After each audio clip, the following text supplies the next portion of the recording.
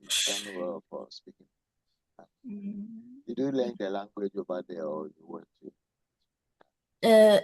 In Ghana. Oh, you've been in Ghana before? Yes, please. Oh, for how many years? 7. Oh, okay. Then Yeah, you but are. I was going back. I wasn't really permanent in Ghana. So do you hear any of our local language? Oh no, I At don't all? at all. Not even three? And Okay, that is why some of your students were telling me that we should, whatever you want to say about you, you can say it in our local language. All right, I think I've mentioned everybody's name. Mhm. We are 10 minutes into time. How many are you in class, Rosita? Your class, you are how many? So we are 15. January, we are 15. Wonderful. That means we don't have even half of the class here. Doesn't look like. Frank,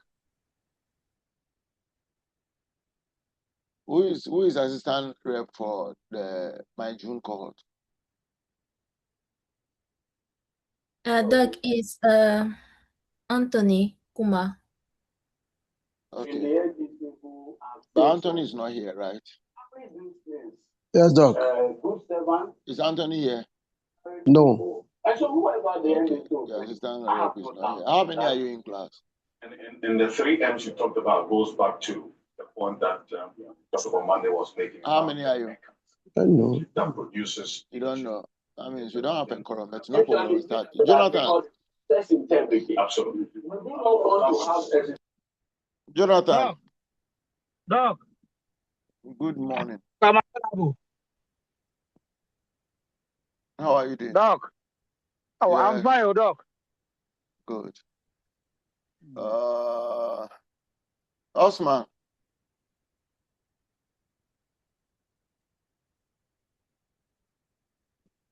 I'll mention only 2 names. Those that if you don't hear your name, that means you came late and I assume you are absent. So if you don't hear your name, don't tell me, oh, say I'm here. That means you are late. And for that matter, you are absent. So Jonathan, Osman. Yes, sir. Osman, good morning. Good morning, sir. How are you doing, Osman? I'm doing well. Good. All right. Vinolia. Good morning, Vinolia. Okay. It's an automatic. Good morning. Okay. Doc, I'm here. Okay, how are you doing? Please, I'm very fine. All right. Good. Aluvia, don't raise up your hand. I've not seen you. You came late. You think I'll mention you again? Didn't come late. No. Good morning, You Doc. came late. You don't raise your hand. I've not Doc, even I seen. came before 8. It's not true. Before 8. But the network is on and off. Do you know when I joined? Yes, when I joined, you were already there, but it was Exactly. before 8. It's not true because when I joined, the next person who came on, who joined on time was Gabriela. After Gabriela, I mean the rest, you were all late. So don't tell me you joined and then because of the network, I've not seen you. Yeah, don't worry. Whether you raise your hand or not, I've not seen. And nobody should. Let me see. I've seen some names that deliberately I will mark them absent. And Adobia, you are one of them. Oh, somebody also is one of them. I will not mention the name. The person knows. I will not use the pronoun also. The person knows. All right. So I think now we have about half of the class here. Even if we're 30, now about 20 is here. So we can start.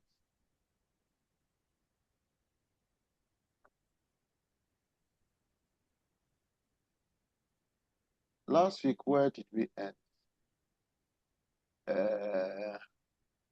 information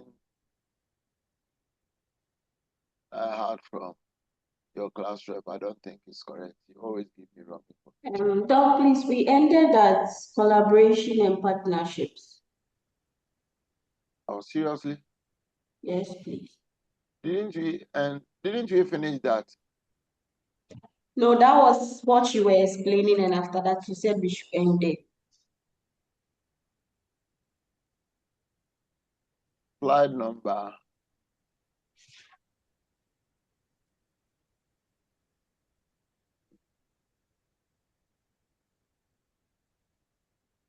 Didn't we do transport economics?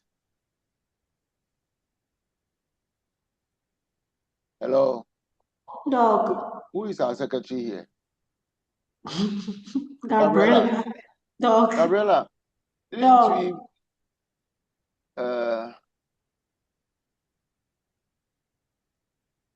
okay. Yeah, so we ended the introduction to transport management.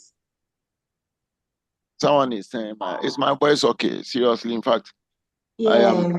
I am really, really exhausted. I've not had enough rest for the past 3 days. Oh, sorry. I don't think I slept for the past 3 days. I've not had like an hour or 2 hours a day.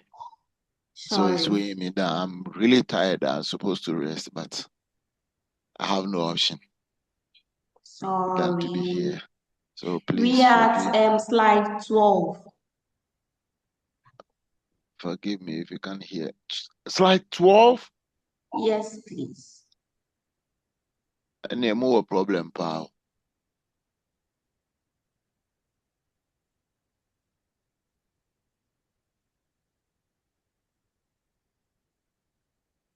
Okay, all right. This week, at least this week we should finish. Today we should finish all these slides. So I have to run you through. If you don't understand anything, just keep quiet. Don't ask questions. Whoever doesn't understand anything should keep quiet and suffer. Because I have to run you through. When I check the slides, our meeting, let me check it again. I check it earlier on before. After today, we have 1, 2, 3 meetings, right? After today, we have 1, 2, 3 meetings. Yes, please. Which is the last meeting is our last meeting is face to face. Yes. Yeah. So if anything at all, our 3 meetings, we will try to finish our slides. Maybe some of you, I mean, the June cohort are, conversant with my line of questions, the case study questions, so we don't need to do anything. We will let the January cohort suffer. So, and it will be to advantage of the June cohort. So revision week, if you're able to finish early, maybe we can go through some 1 or 2 case study questions and then. But if we are not, we will let the January cohort suffer. I mean, to the advantage of the June cohort. Doc, Rosita. No, please don't do that to us. The Saito boys will suffer. We are doing that. You say we can do that. We are doing it. Saito boys will suffer. Saito boys. Huh? Saito boys, we know the best. To forget it. Saito boys are very good. It is only the preparatory people that they speak big English, but they can't do anything. But the Saito boys, we are can't pay, so we know what we are about. Don't worry, Jude. Everything will be fine. Let's allow the preparatory people. They say they don't call it preparatory. In our time, it was preparatory. Now it's Montessori. Let the Montessori people suffer. Oh, Doc, I thought you were your babies. The suffering is part of the work, so it's okay. Oh, God bless you, Isaac. God bless you. Isaac, are you January or June? Isaac, why would you do that to us? Doc, we will finish in time and do case studies, I believe. So that is why I'm saying that this one we will run through. If you don't understand anything, don't ask questions. Keep quiet and suffer. Saito boys will suffer. We are already suffering. No? We don't care. Doc, fast. God bless you, Gabriela. All right. Because where we are now, we have about how many slides to finish? Are we going to finish that today? 53 out of wonderful. We have more than 30 slides to go, or 20 slides to go. And more than 30 slides. Let's see how best we do it. We started this slide last week, right? Hello? Hello? Can you hear me? Yes, Doc. Doc, we started last Yes, week. Doc. Yes, Doc. We are here. Okay, no problem. Let's see how best we do today. And then at least we should cover up all the slides, do some revision so that we can use some revision week. There are no lectures on revision week, right? Hello. Yes, Doc. No We don't meet. revision. We No. don't meet during revision, right? No, we don't meet, Doc. That's nice. So if you want us to meet, that means you have to pay for my time, and it will be very expensive. But if we have politicians among us, you shouldn't be afraid, because for them, they have their money, so they can pay. The policemen are around. Yeah, policemen too. Who is police officer?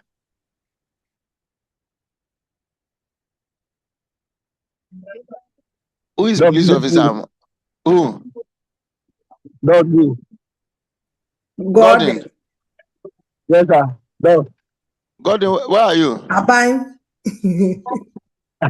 Maltonka. Where? Maltonka. I can't hear you. Maltonka. Maltonka. Mansoka. Maltonka. Yes. Mansonkran. That is not even in Accra. No. Gordon, that place, Galamsey area, you do Bulengeni. You have money, Gordon. Plenty. Mansonkran, Gordon, which unit are you? Yeah, I do the party. CID. Hey. Where's? Oh, don't worry. Gordon will take care of that. Gordon will take care of that. If we have to meet on you just put every bill. He will use 1 week to cover up everything. Don't worry, because for CID they don't go on road, but Bulengeni is part of the game. He understand what I'm saying. He understand. Gordon, are you there? Are you listening? He understand what I'm saying. It's the term. What I mentioned, he knows. It is not for your consumption, so I have to code it. So he knows. He doesn't go on road patrol. CID, they are always at the office, but as for Bulengeni, it's a must. Oh, Godwin, me boy.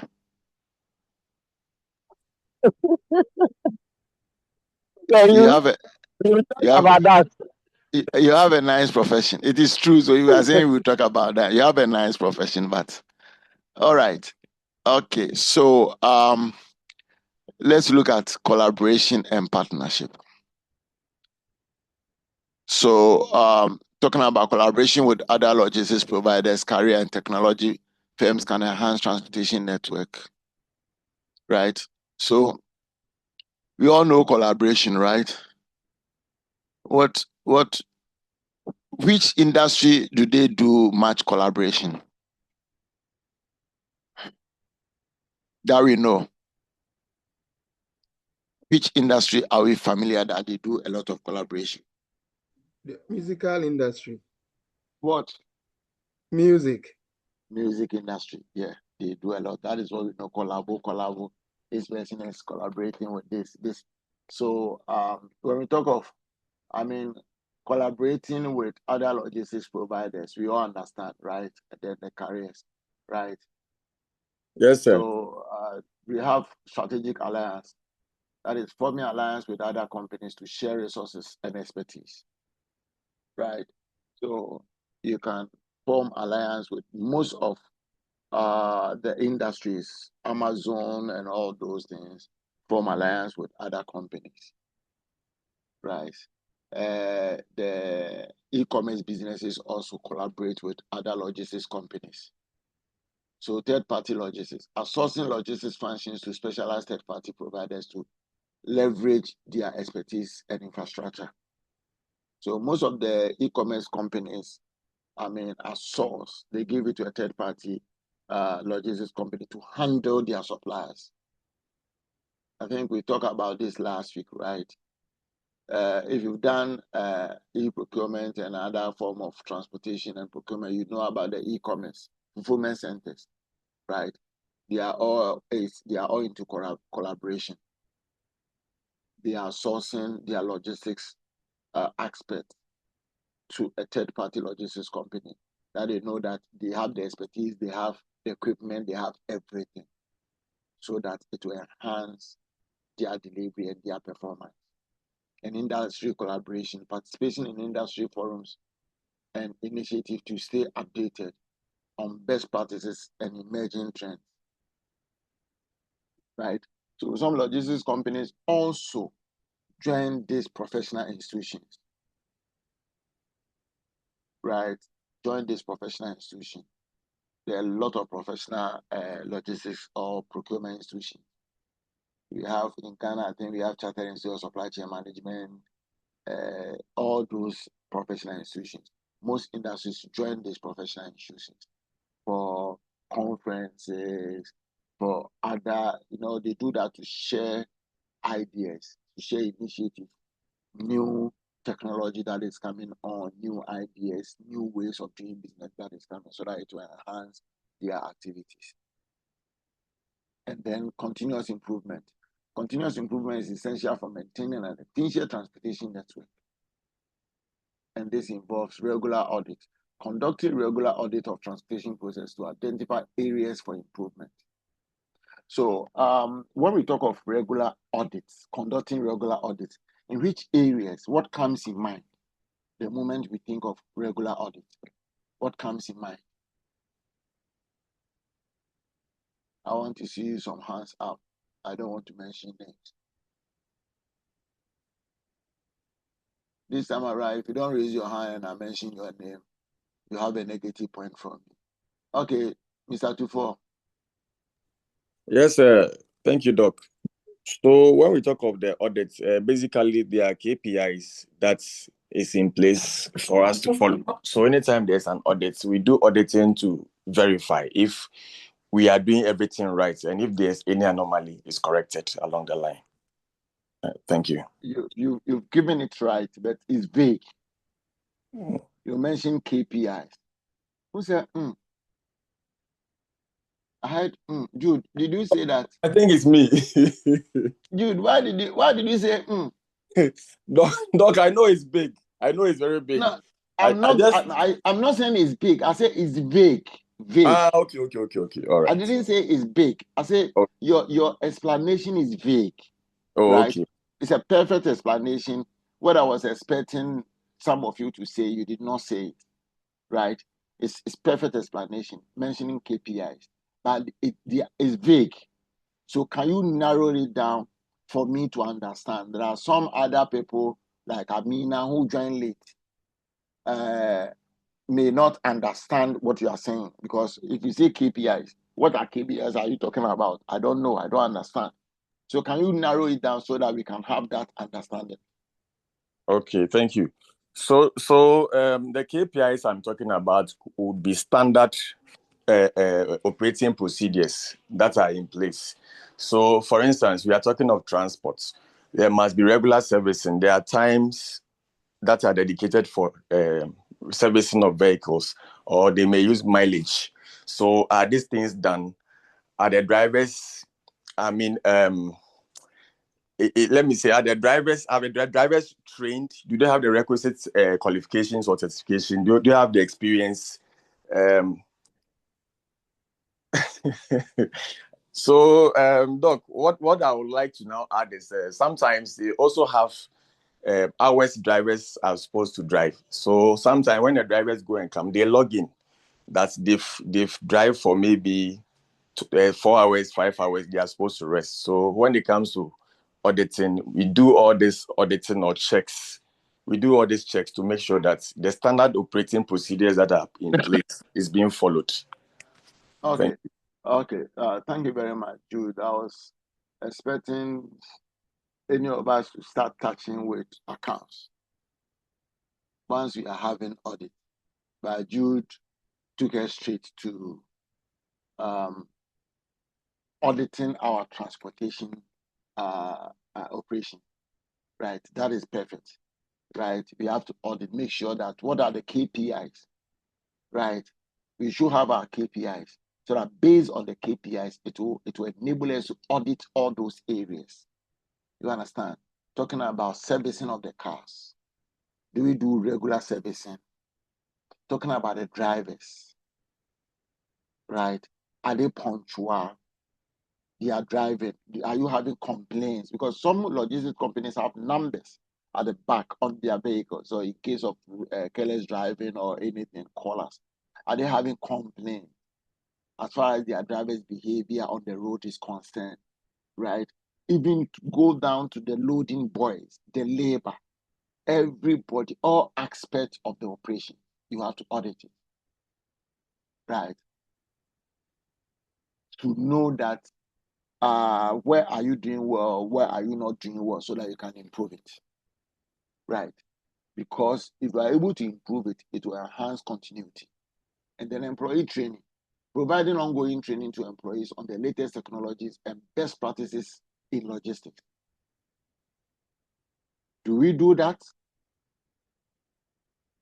Because it will surprise you. I read about a news in Uganda that a company in Saudi Arabia, the company was employing drivers from Uganda.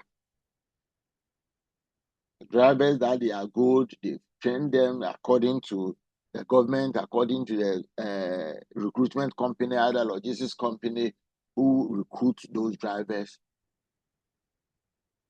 They are good. But when they go there, when they give them the latest automatic and then these modern technology vehicles, they can't operate it. Why? Everything is digital. All they know is manual, and if possible, if it is automatic, is that automatic that we use. But to them, they have been trained, they are good drivers. Because Africa, we don't have the latest cars, the new cars that are coming in, the AIs, the self-driving vehicles. I mean, cars are coming in, we don't have them. So if we are a logistics company, we have to make sure that all the new technologies that are coming in, our staff, our drivers are abreast with them. We have to train them periodically, right? So that they can fit, the company can fit into the competition in the market. And then feedback mechanism, implementing feedback mechanism to gather input from customers and stakeholders on transportation performance. As I said earlier on, I was like, told you like there are numbers on the vehicles for report and complaints as far as the behavior of their drivers on road are concerned. Also, you have to have a constant communication with your customer. As I told you, the driver's attitude, not that one alone, delivery time, breakages, all those things, so that it will help you. That one will be part of your KPIs when you are doing regular audit. So if you are having all this detail, all this information, it will enable you to improve upon your services.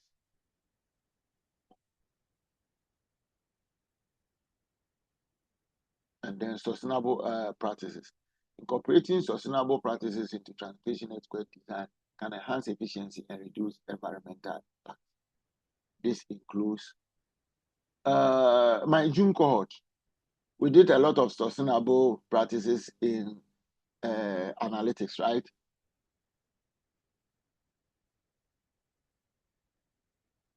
They are not here. Yes, sir. My June cohort are not here with us. You have only We are January here, cohort. sir. Doc, we are here. So we did much about sustainable practices, right, in supply chain analytics, right? Yes, sir. Doc. Oh, we forgot Yes, you. Doc. Frank, Frank, Frank is gone. All right. So with the January, what we'll do is that we will fast track this area. If you don't understand it, let us know. Some of the June cohort will explain it to you because they are well versed in that. I don't have much knowledge into um, sustainable practices, but they do. So let's go through our sustainable practices, and then when you have any, draw my attention if you have any uh, problems or for which any of the areas, if you have problem, let me know. We'll touch on that. So we're talking about green logistics, investing in eco-friendly vehicles and sustainable packaging solutions, carbon footprint reduction, implementing measures to reduce the carbon footprint on transportation operations. Also sustainable sourcing materials and products from sustainable suppliers, right? If you remember, we touched on sustainable sourcing. We talk about KFC, we talk about Starbucks, where they get their coffees from and all those things. If you will remember, right? So it's very, very important. In our part of the world, they are not much concerned, but customers are much more concerned about sustainable practices in every industry, production industry, logistics industry, and I made mention of Amazon having problem with the public about how they treat their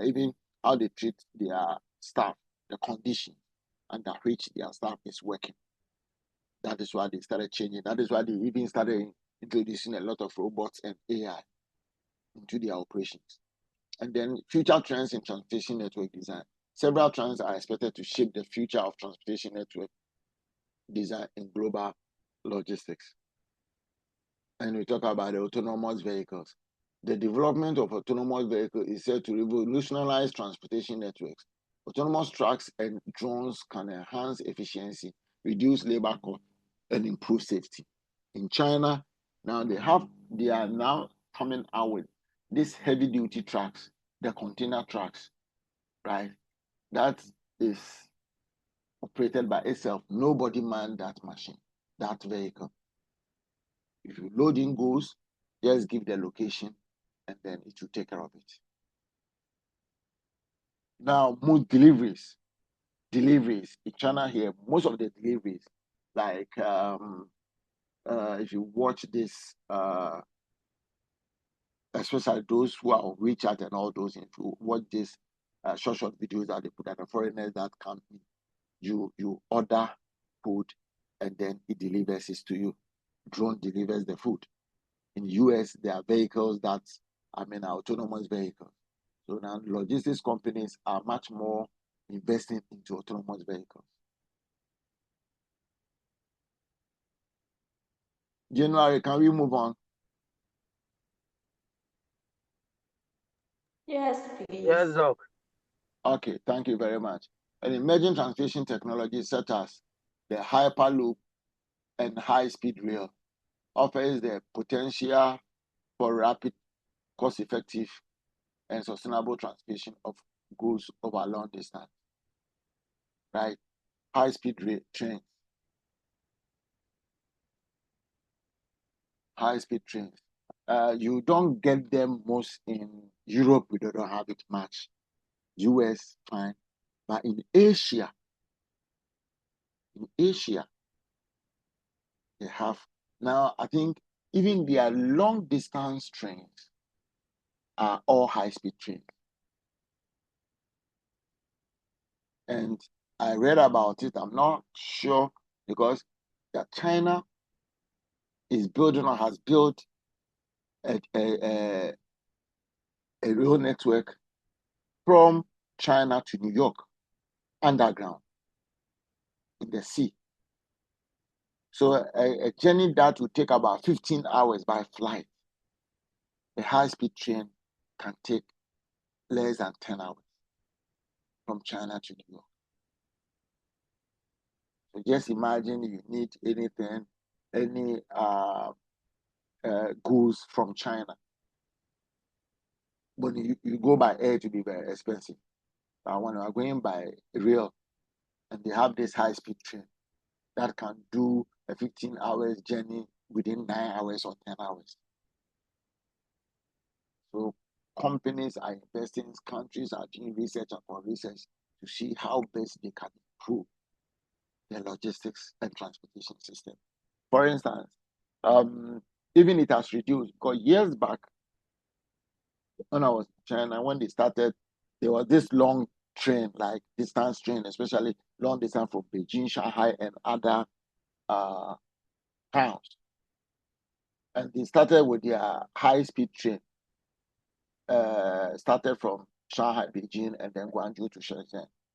When they started, a 4 or 5 hours journey, I mean, we're taking, I think, 45 minutes. But there were a series of, 1 or 2, 3 accidents. So they reduced the journey. And now it has been reduced because today, a journey, it took me 1.5 hours because I had class with you, and where I was, I just wanted to get to my destination, settle down, and then so that I can prepare and have class with you. I have to wake up early. And then if I had known that it can be that fast, it took me 1.5 hours. I monitored the time very well. It took me 1.5 hours to get to my destination, which is far. I can say that it is like from maybe Accra to Kumasi or so. And even previously, cars were taking like 4 hours, 5 hours on that route. But now, because there are roads, double lane, and so on and so forth. So it takes like 1.5 hours, 2 hours. You'll be there. So they are building good roads, good rail networks, and then the train itself. They are coming out with technology. Therefore, logistics is very, very easy. You can get it very fast. And the use of digital twins, visual replicas of physical assets can enhance transportation network design by enabling real-time monitoring, simulation, and optimizing of logistics operations. We all know digital twins, right? Frank.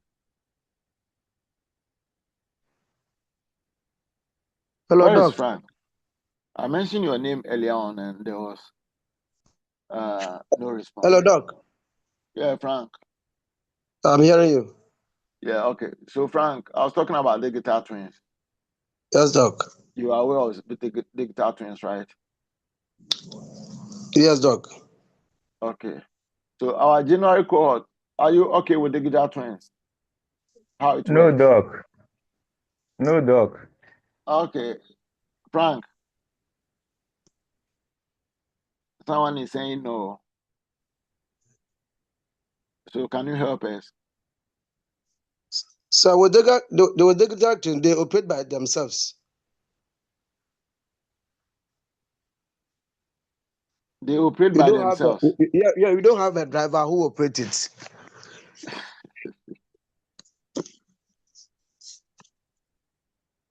Hello, Doc. Gabriela.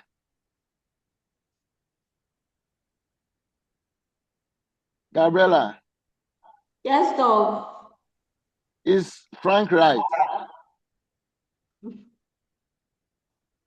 Please, he has to explain it well, because when you say that, it means if it operates on itself, then it means nobody is touching it. But meanwhile, there has to be some monitoring before it operates. But what I'm asking is that, is he right?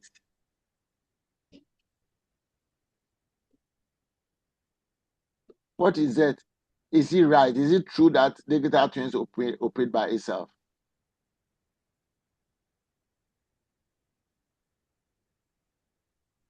Not really.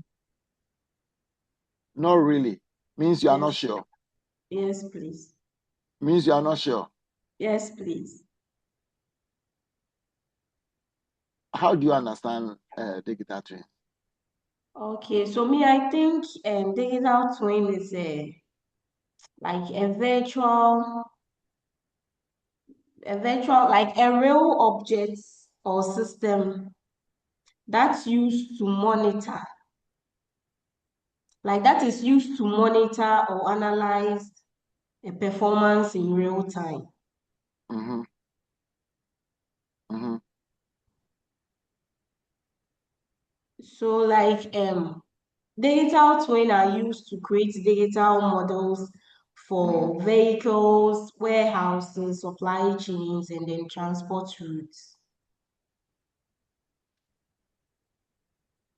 Okay. Yeah.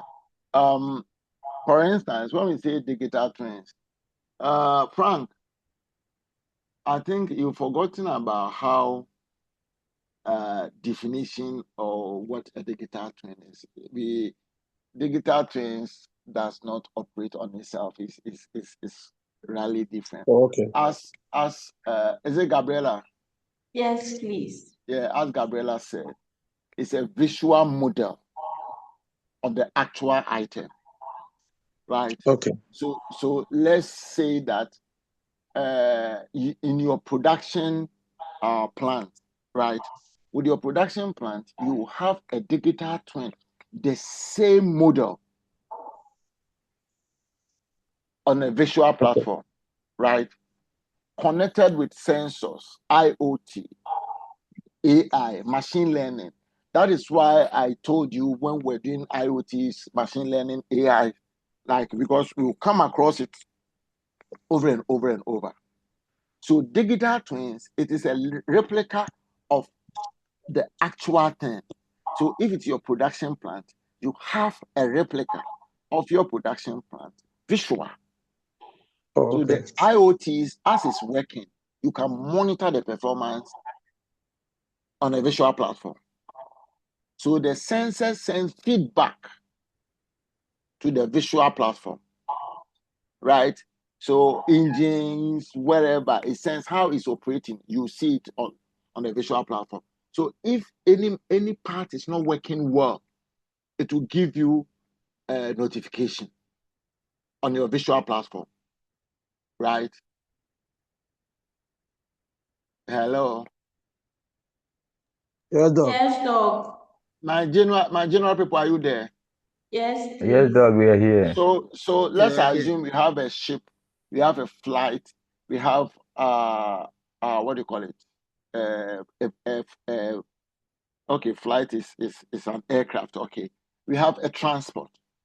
We may have a digital twin of that particular item, and then, like for instance, if you watch movies, you realize that sometimes the FBI, the security agencies, will be monitoring. If it is a flight, they will be monitoring the flight on a radar, right? And sometimes whatever goes on in the flight, you see the engines, you see the range, you see everything. So if there is a problem on a particular side, item, part, they will identify it. If anything is happening, it's the same thing. So let's say we have a fleet of transport. We have digital twins of all the transport fleet that we have. And then sensors on those transports will be sending signal to the digital twin. So we see the movement, right? So we can monitor that transport real time. You get it? Hello? Yes, dog. So is it You like a can tracker? Hi. No, it's not a tracker. It's different. Tracker will give you a location, right? But it will not give you the areas. Tracker will just show you where that particular vehicle is, right? But with the digital twins, it gives you everything. Like you are with your car, you are in the car, checking your engine, checking your tires, checking everything. Especially if it is let's assume if it is a cold room, right? You have a digital twin of that particular transport, that particular car, whereby you can monitor everything, even the cold room. So if some of it is not functioning well, if the temperature is down, it will send you a notification. The IoT device will send you, so you will know. that, okay, this area is not functioning very well. If there is a problem with the engine, once you have the visual replica on the system, you will see it. Okay, this type of engine is behaving funny.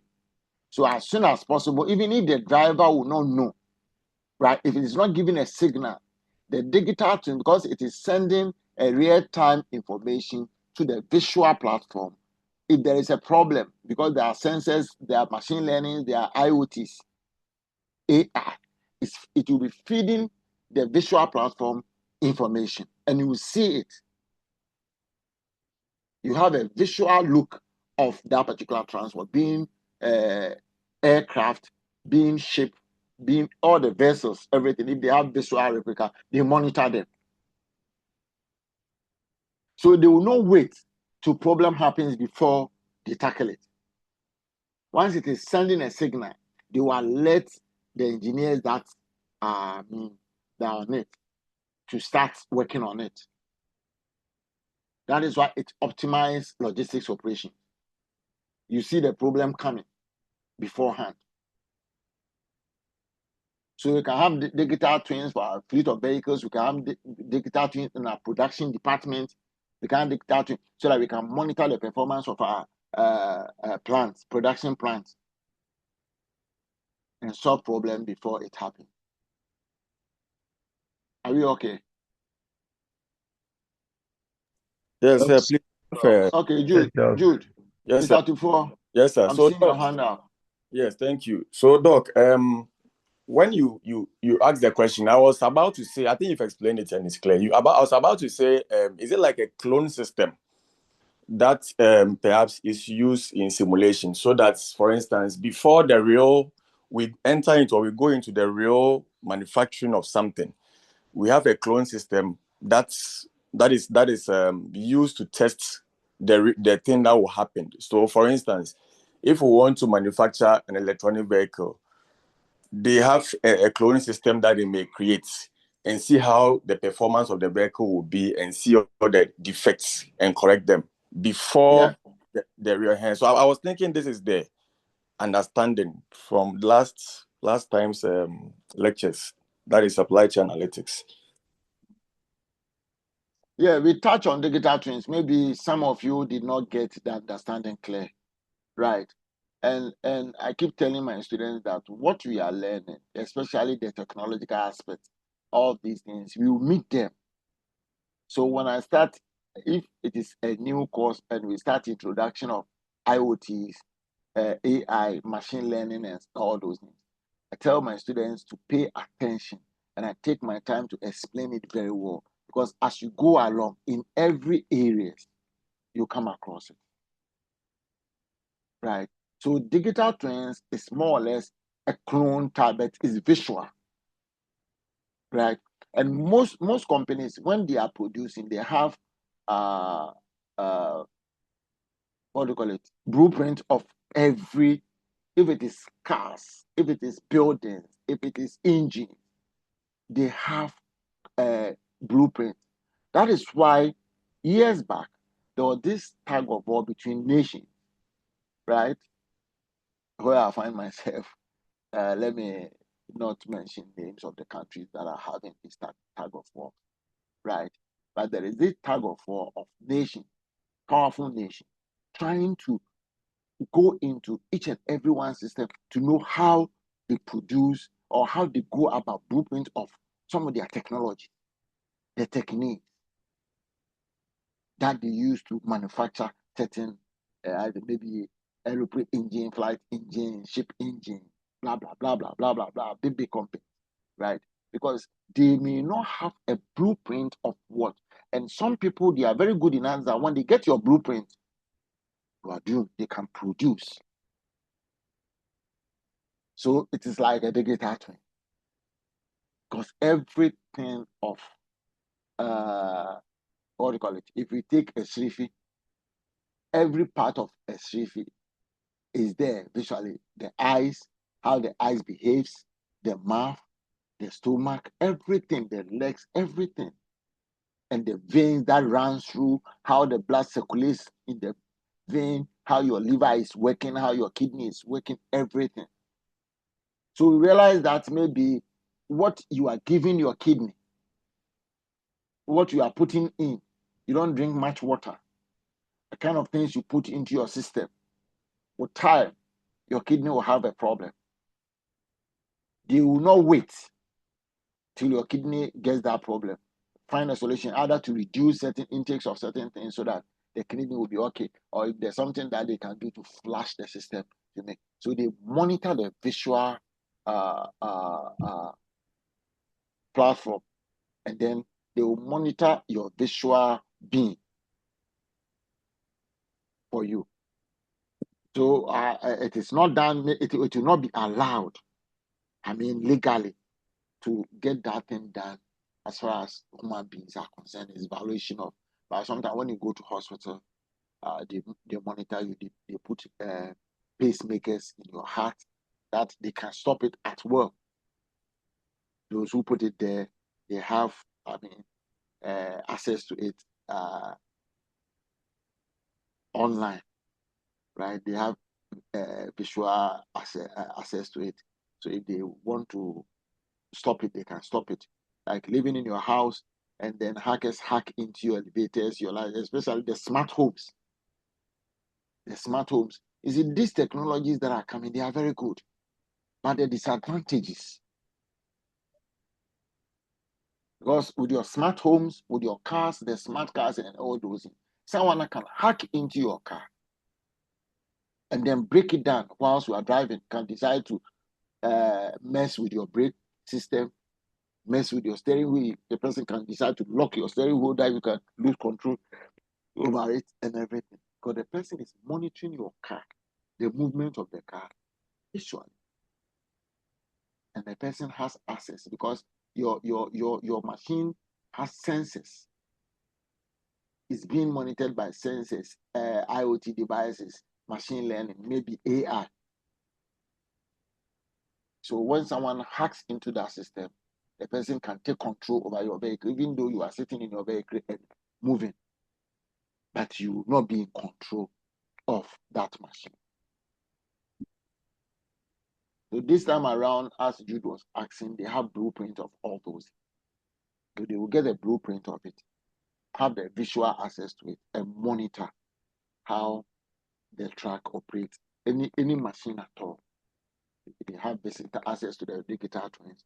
They can monitor the performance, everything, and then problem can be predicted. Problem can be solved before it happens. So, my January friends, are we okay? Can we move on? Yes, please. Yes, please. Okay, thank you. The rollout of, let's see 5G connectivity. The rollout of 5G networks will enhance connectivity and data transfer speed, enable real-time tracking, monitoring, and management of transportation network. Because I've mentioned it earlier on, I think it's as we go. I talk about when you are using the IoTs and then the machine learning and all those things. Why is it that someone can have access to it remotely? Because it's connected to, the internet world. When I saw it, put it off. You people should stop that. Yes. Can you please mute yourself? Right.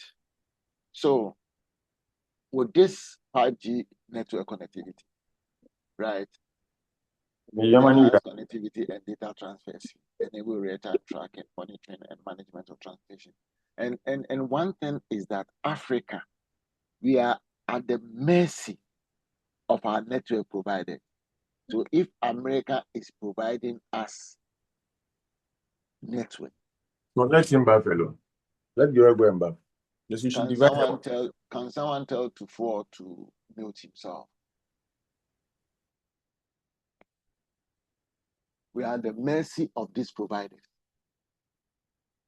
Because most countries, China they have their own space. What do you call it? They have their own 5Gs. They are the space there. Russia has their own, America and co. So they control their network connectivity.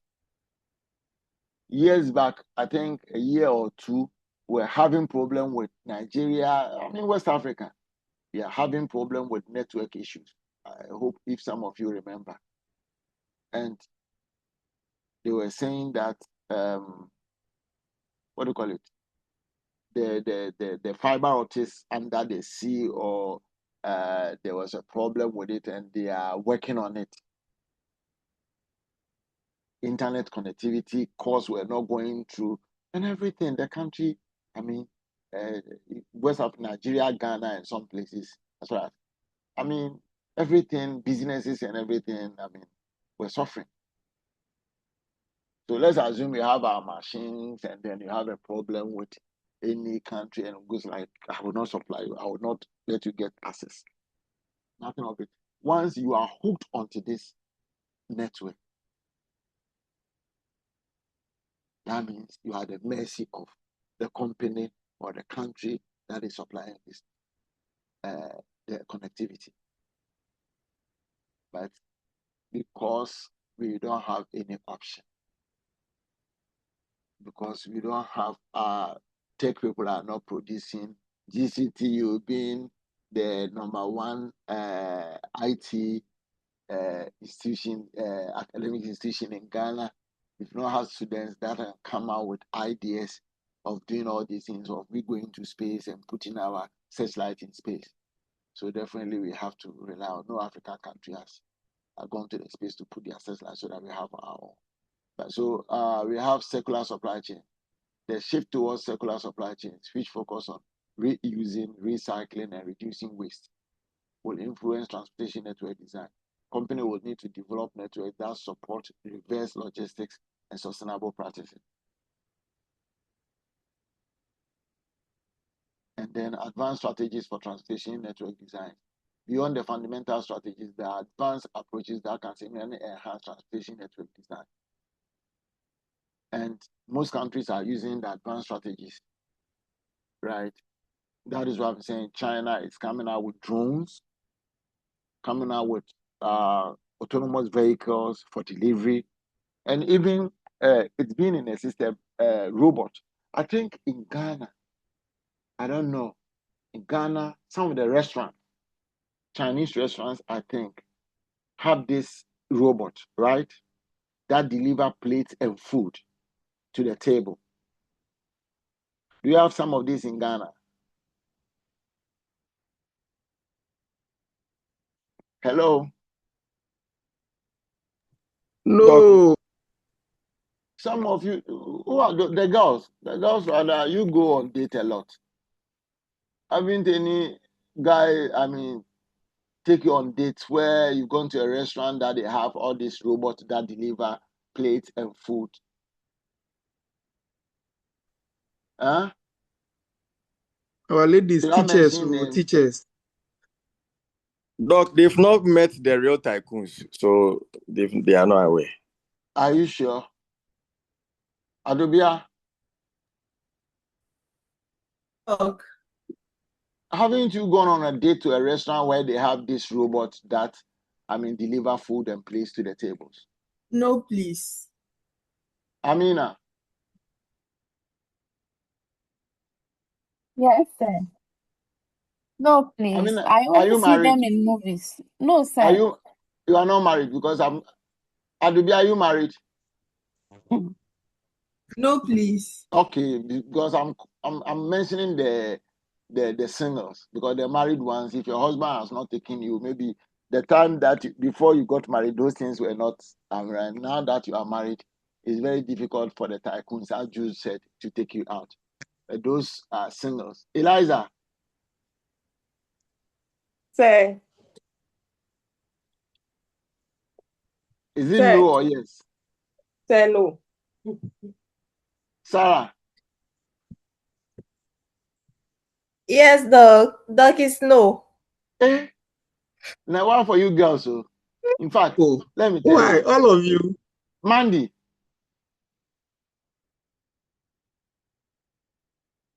Sam is not in voter region. Who is not in voter region? Sam is not in. The Okay, Mandy, you are in both. Which side of both already? Hohoe.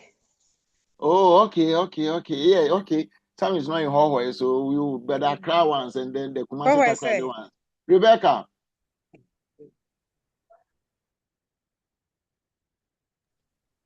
Yes, sir. Rebecca, Yes, sir.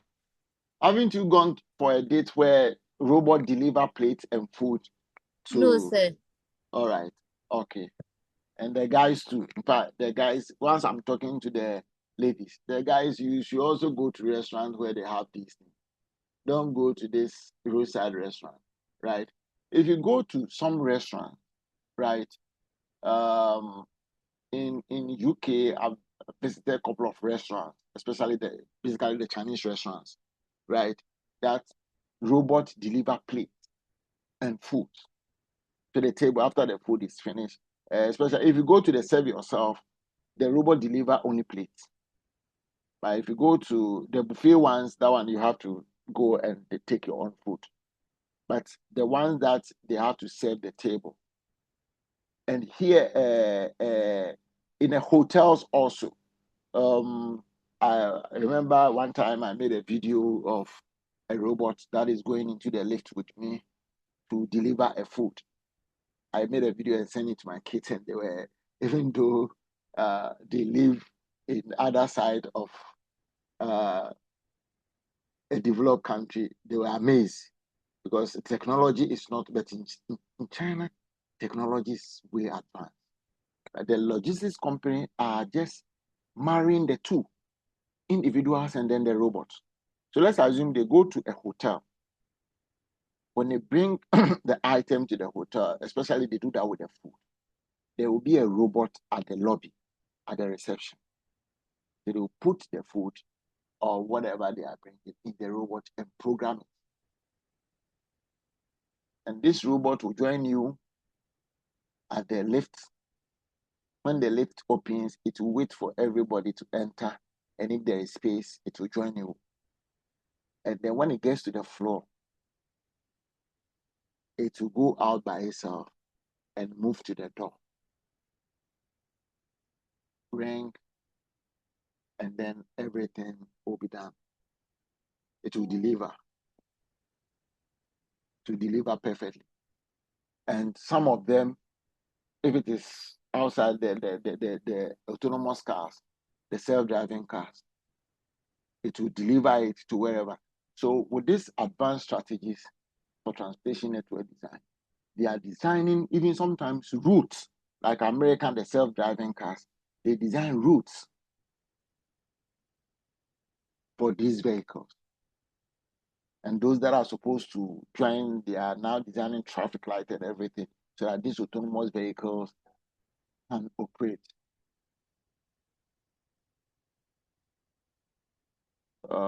One moment, please. One moment. Let me make this call. School need my attention.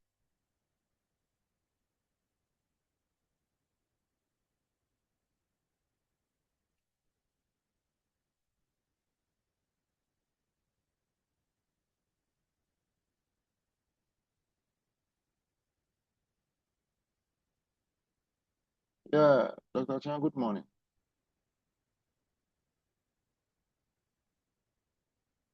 Dr. Chan, I'm here now, sir.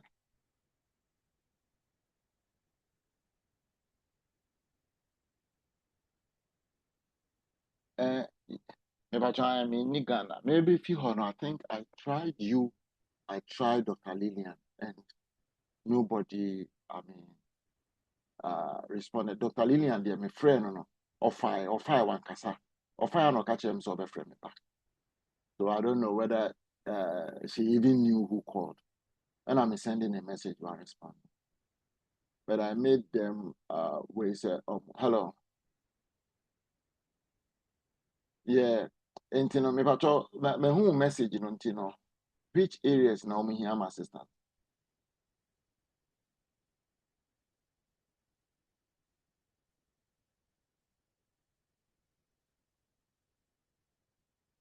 And I say Dr. Linia, I'm sending a WhatsApp. Me sending only there My friend now fire no catch me say friend me back now one friend.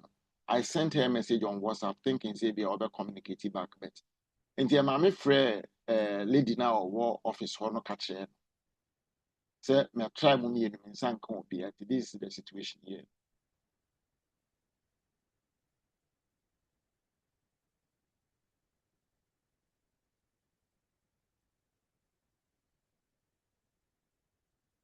But just say but oh sir. But sir, when I sent it to you, no, enka as a senka will catch them. Hello. Paper to answer, I sent it to you a week ago. Hello, dog.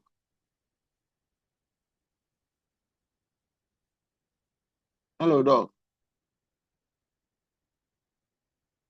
Hello.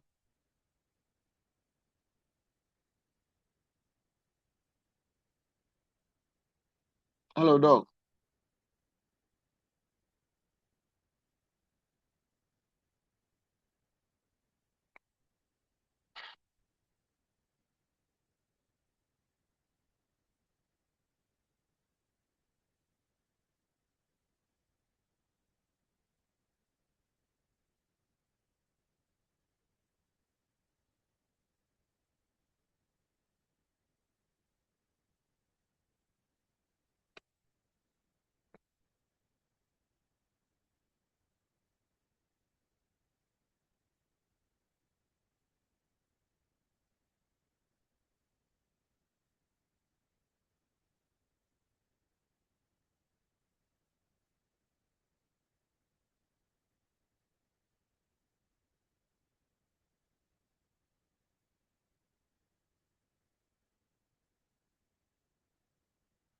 Yeah, hello. Yeah. Mpacho, what print you na mom?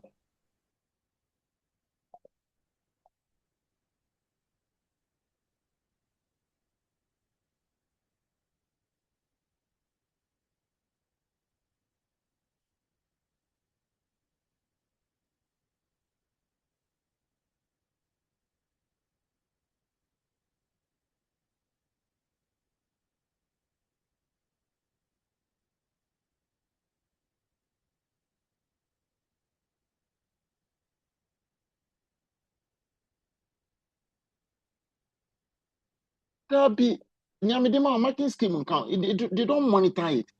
Maybe two. No, no, no. Me my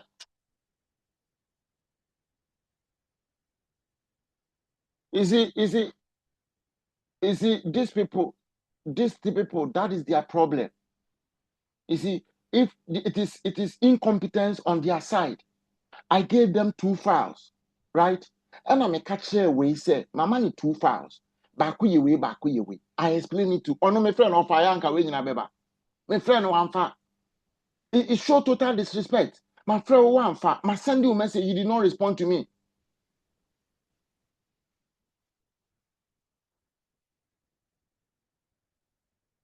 Now my friend not 3 days after now over friend me back. Does it show respect?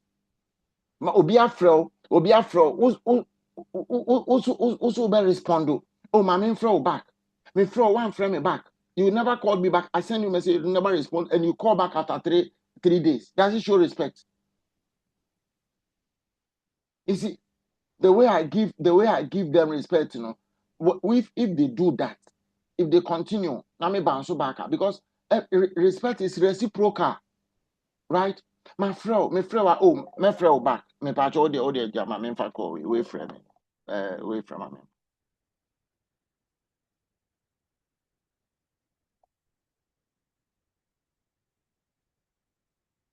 Hello, dog.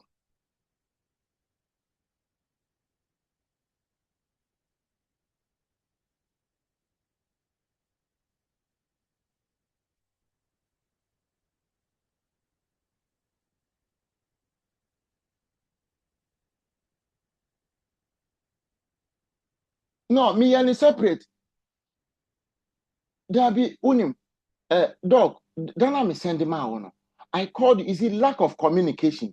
I was in Ghana at that time. And I'm sending 2 files a month.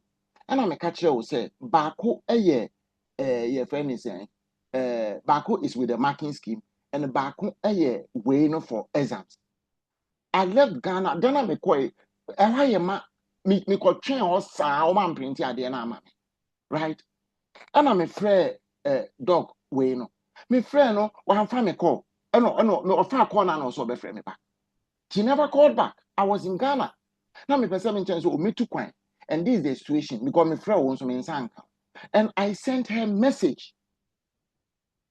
Ain't you know, me send it to your friend saying files now. Bako is with the marking scheme. The other one is only the questions. Thinking say even a better moderation. Now what get it back to me? Nobody got back to me. Sir,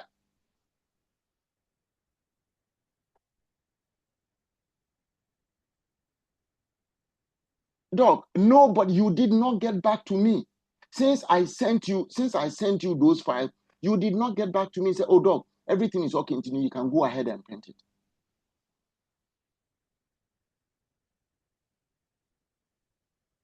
And he say, no, open word copy now, I send the word copy.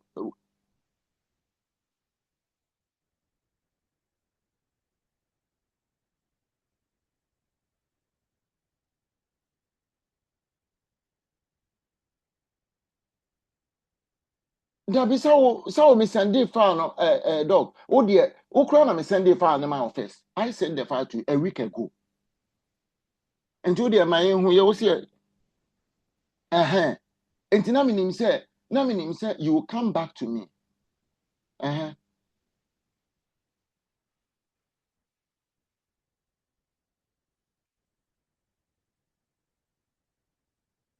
Okay.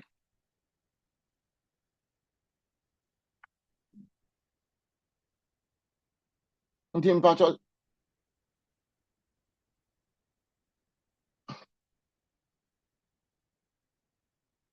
No, I mean question, you have it. You have it. Doc, you have it. I gave you 2 files.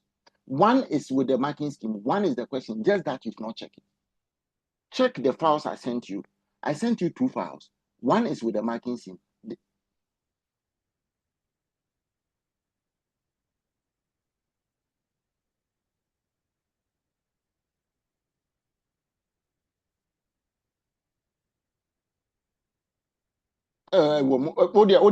Target message now me send them out and check it.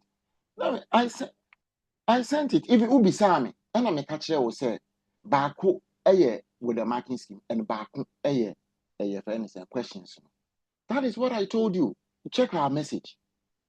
Check me no conversation. I told you say one is with the marking scheme. Maybe I'll show you Martin. All right. Okay, Martin.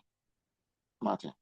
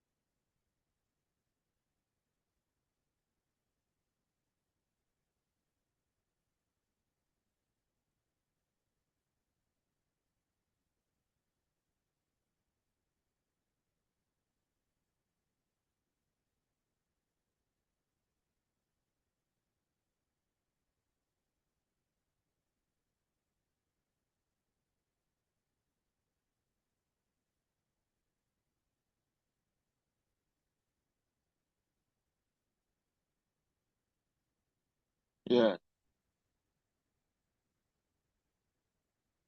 I don't want to get pissed off, seriously. I don't want to, and even I'm having lectures. I'm having lectures. The moment this thing just gets on my nerve, now I destroy whatever. If someone is not doing his or her work, if someone is not doing his or her work, me and my friend, if someone is not doing his or her work, now idea I mean is any pan tending to blame somebody else. I don't like it. Right? I sending me 2 files. Or friend me catch I sent you 2 files over a week ago. Wokra one frame me na me who is like they are writing exams. They have to get those files for moderation. And I send them out. I mean I'm a friend. And na me catch you say and I will send the message say my send them so one with the marking scheme for moderation and one is for the exams. Expecting you to go through. Get back to me. We don't have these problems at the ministry. Get back to me. You did not get back to me. For me to go ahead to call the lady myself, and you will be a friend. My friend, who found phone and I catch him so friend. You never called for how many days? Me send you a message. You never responded up to now. She hasn't responded to my message. Now, even say who will be any partner send you a message. That courtesy demands respond to the message. Right? Oh, who is this? Or respond. You never responded to my message. And OPK me call and I catch him so friend back. You never call back. Do you understand? My target. And no, that is what I send all the two to Papa. I send all the two to him. I send them to you. And I further on, I went further to explain to you that Bako is the with the marking scheme, and one is without the marking scheme in the message. And I was so okay. Telling me saying I was sending my meaning, man send yama because no my send yama papa intina make a so my send yama yeah penny saying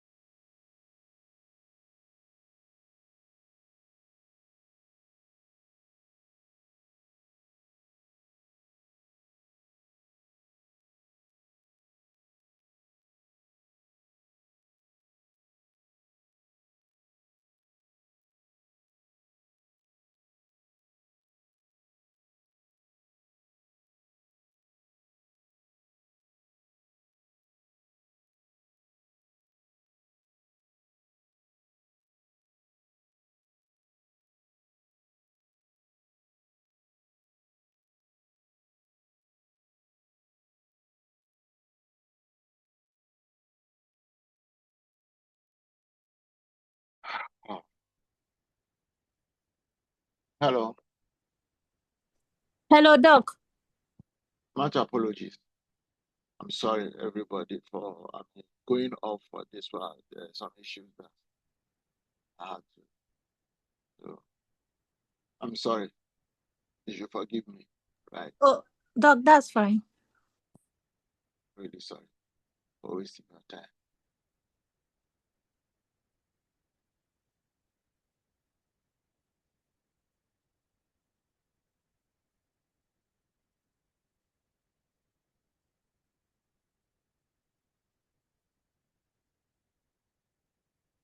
Oh, okay. Thank you. I'm reading your messages. I'm sorry.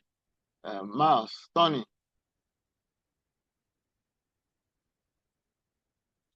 thank you very much. I saw your DM message, but I did not see those sending on the platform. I'm really sorry. I didn't know that my mic is on. I hope. Anyway, I hope you didn't hear anything. No, we didn't hear. Oh, Doc, we closed our ears. Jude and Jude, all of you are true lies. This one is True Lies. Who have watched that movie, True Lies? And also Schwarzenegger. Yes, those days, you guys, some of you, majority of you were not born. Commando. Yes, True Lies. Jude and Jude. This is True Lies. You didn't hear anything. I didn't know my mic. In fact, sorry. I'm really sorry. Apologies. We were only worried because it's being recorded. So that later it wouldn't be like they have a data of what that. But I think we are fine now. Okay, I'm really sorry. Seriously. No problem. I did not know that. No, so on that note, the general people will not suffer. Thank you. Why wouldn't they suffer? Because my mic was on. Because you said you are sorry, so they will not suffer. I'll think about it. Because the general people, I want us to put them in a tight corner.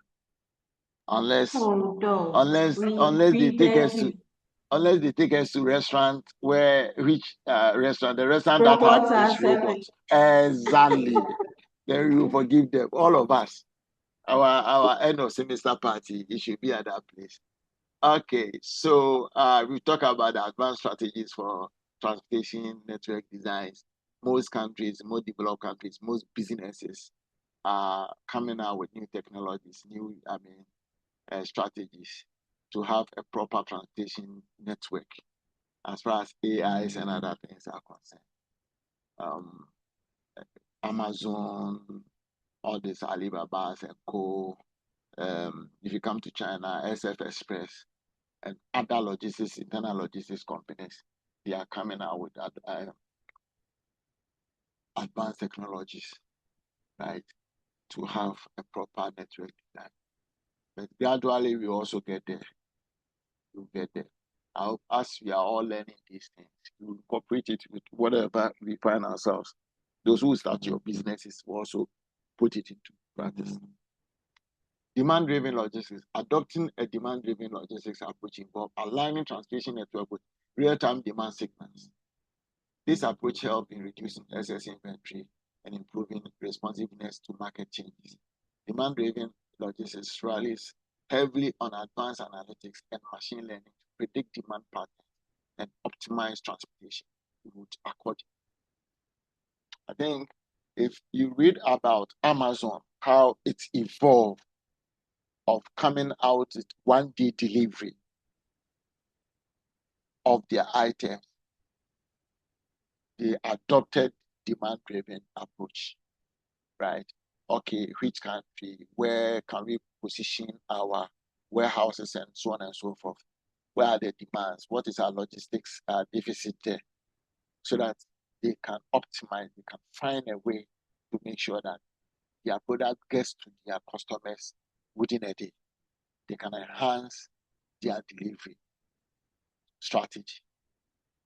And when you have that good responsiveness, you will definitely grow your market share. That is why comparatively, Amazon is still struggle as compared to eBay. Amazon is thriving as compared to eBay. That is what happens. People do a lot of research into that to know where the demand is, which areas, and how best they can do to improve their logistics in that sector. And integrated supply chain plan. Integrating supply chain planning with transportation network design ensures that all aspects of the supply chain are considered in transportation decision. This holistic approach helps in balancing trade-off between different supply chain functions, such as production, warehousing, and transportation. Integrated planning tools can simulate various scenarios and provide insight into the most efficient transportation strategy. Right?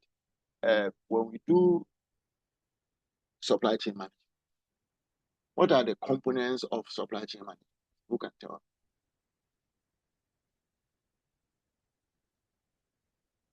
Have you done e-procurement?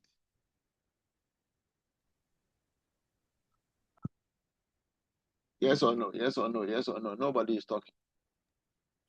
E-procurement. No, please. Oh wow, one is no. Who said no? Jude. This is Stephen, General Stephen. Court. Stephen, you've done masters. What was your course in your undergrad? Please, I did health service management. Okay, please. You are free. Okay, Tony. Yes, I Doc. can see your hand up. Yeah, good morning. I just joined. Doc, please, the component of supply chain management, we have inventory management and also transportation and procurement itself.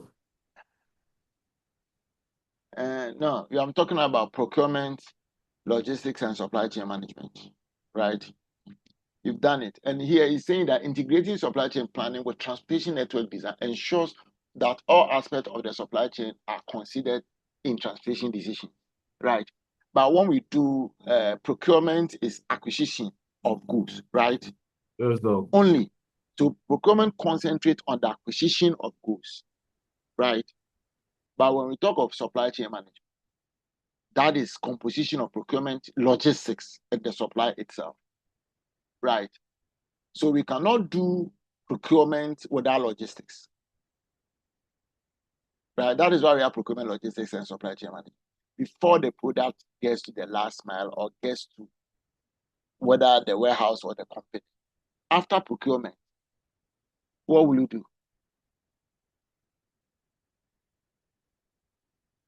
Hello? Hello, Doc.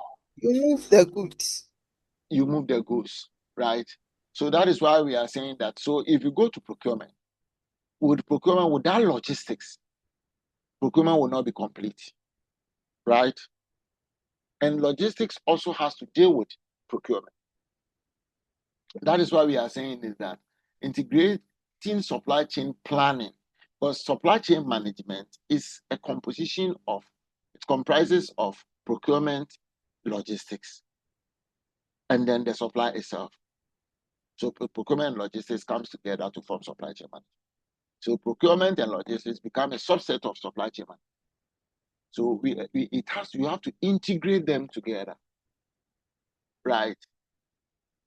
So if it is integrated, that is where you have the all aspects of the supply chain, and when they are considered, it will enhance your logistic decision, your transportation decision, right? If you know what kind of items are they procuring, what kind of transportation system do you need? Is it perishable? Are they fragile? Are they hazardous? So integrating all of them, the supply chain management together, enhance transportation decision, right? And saying that this holistic approach helps in balancing trade-off between different supply chain functions, such as production, warehousing, and transportation.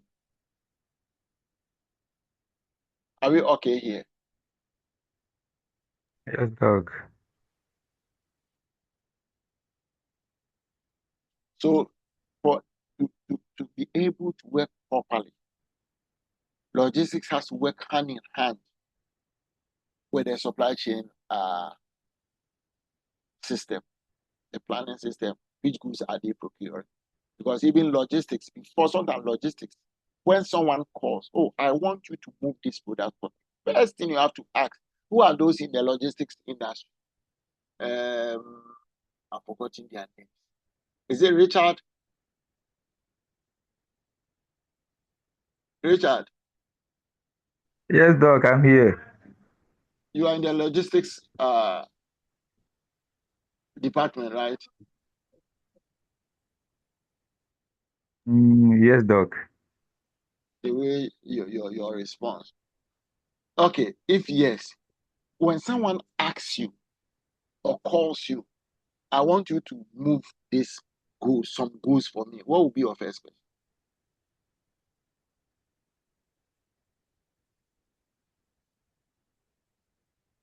I would first think about uh, the location, the distance, what type of goods. So my question is, what will be your first question that you ask the person? Richard, I want you to transport some goods for me. What will be your first question? I'll ask the person where the location, where is the goods? Okay, your location. Okay. Is it Rosita? Rosita, are you the one who work with CocoBot? Yes, sir. CocoBot Rosita. Yes. If you are asked to transport goods, what will be your first question? Well, Hmm? the destination. Okay. Richard is saying destination. Rosita Yeah. is saying destination. Tony, I can see your hand up. What will be your first question? Look, my first question will be from where, that's the pickup point to the destination point. Okay. So Tony is also saying from where. So it's the same thing. They are saying where, location. So you are also talking about location. Mr. Seidu. The very first question I ask is which type of goods do you want to transport? That is it. The first question should be which type of goods? Doc, I mentioned that one also. Richard, you mentioned at the tail end, you mixed them up. And I came out with a further question that, okay, you mentioned goods, location, blah, blah, blah. And I asked the question again that, what would be your first question among all that you've mentioned, right? So I was expecting you to mention, like, to know the type of goods. Because the type of goods will determine which mode of transport you are supposed to use, right? And then when you know the type of goods, then the next question is the location, right? Where you are picking the goods from. And then maybe the quantity. Right? To know which vehicle are you supposed to use. Are you supposed to use a smaller vehicle and all those? So it's the integration, because without having this information, you made a mistake. So you have to work hand in hand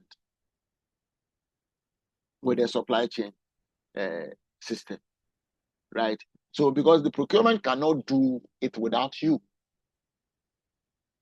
because you have to move their goods from wherever, if it is raw materials, if it's their finished goods, whatever, you have to move them. Because about 70, 80% of this the stakeholders in the supply chain management system don't have their own logistics. They always source from a third party logistics. Right? Like Max Line, CNA, whatever, all those, the oil goods, most of the companies don't have their vessels. Right? So the first thing is to know. So we have to work hand in hand with these stakeholders so that you can have an information, and then along the way you can work. efficient.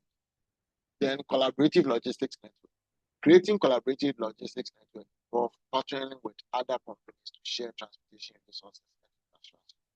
This can lead to insignificant cost savings and improve efficiency. Collaboration network enable companies to pool shipments, optimize flows, and reduce empty miles. Digital platform facilitate collaborative by providing visibility and coordination among all partners.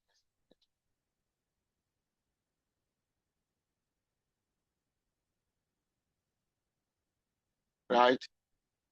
So who can tell me? I don't know. In Ghana, we don't. But have some of us have experience of traveling with any of the airlines, the carriers?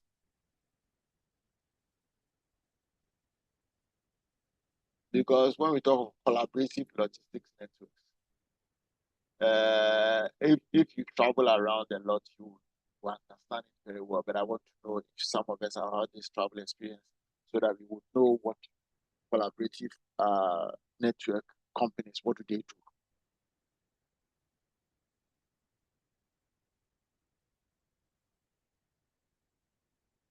No hand up?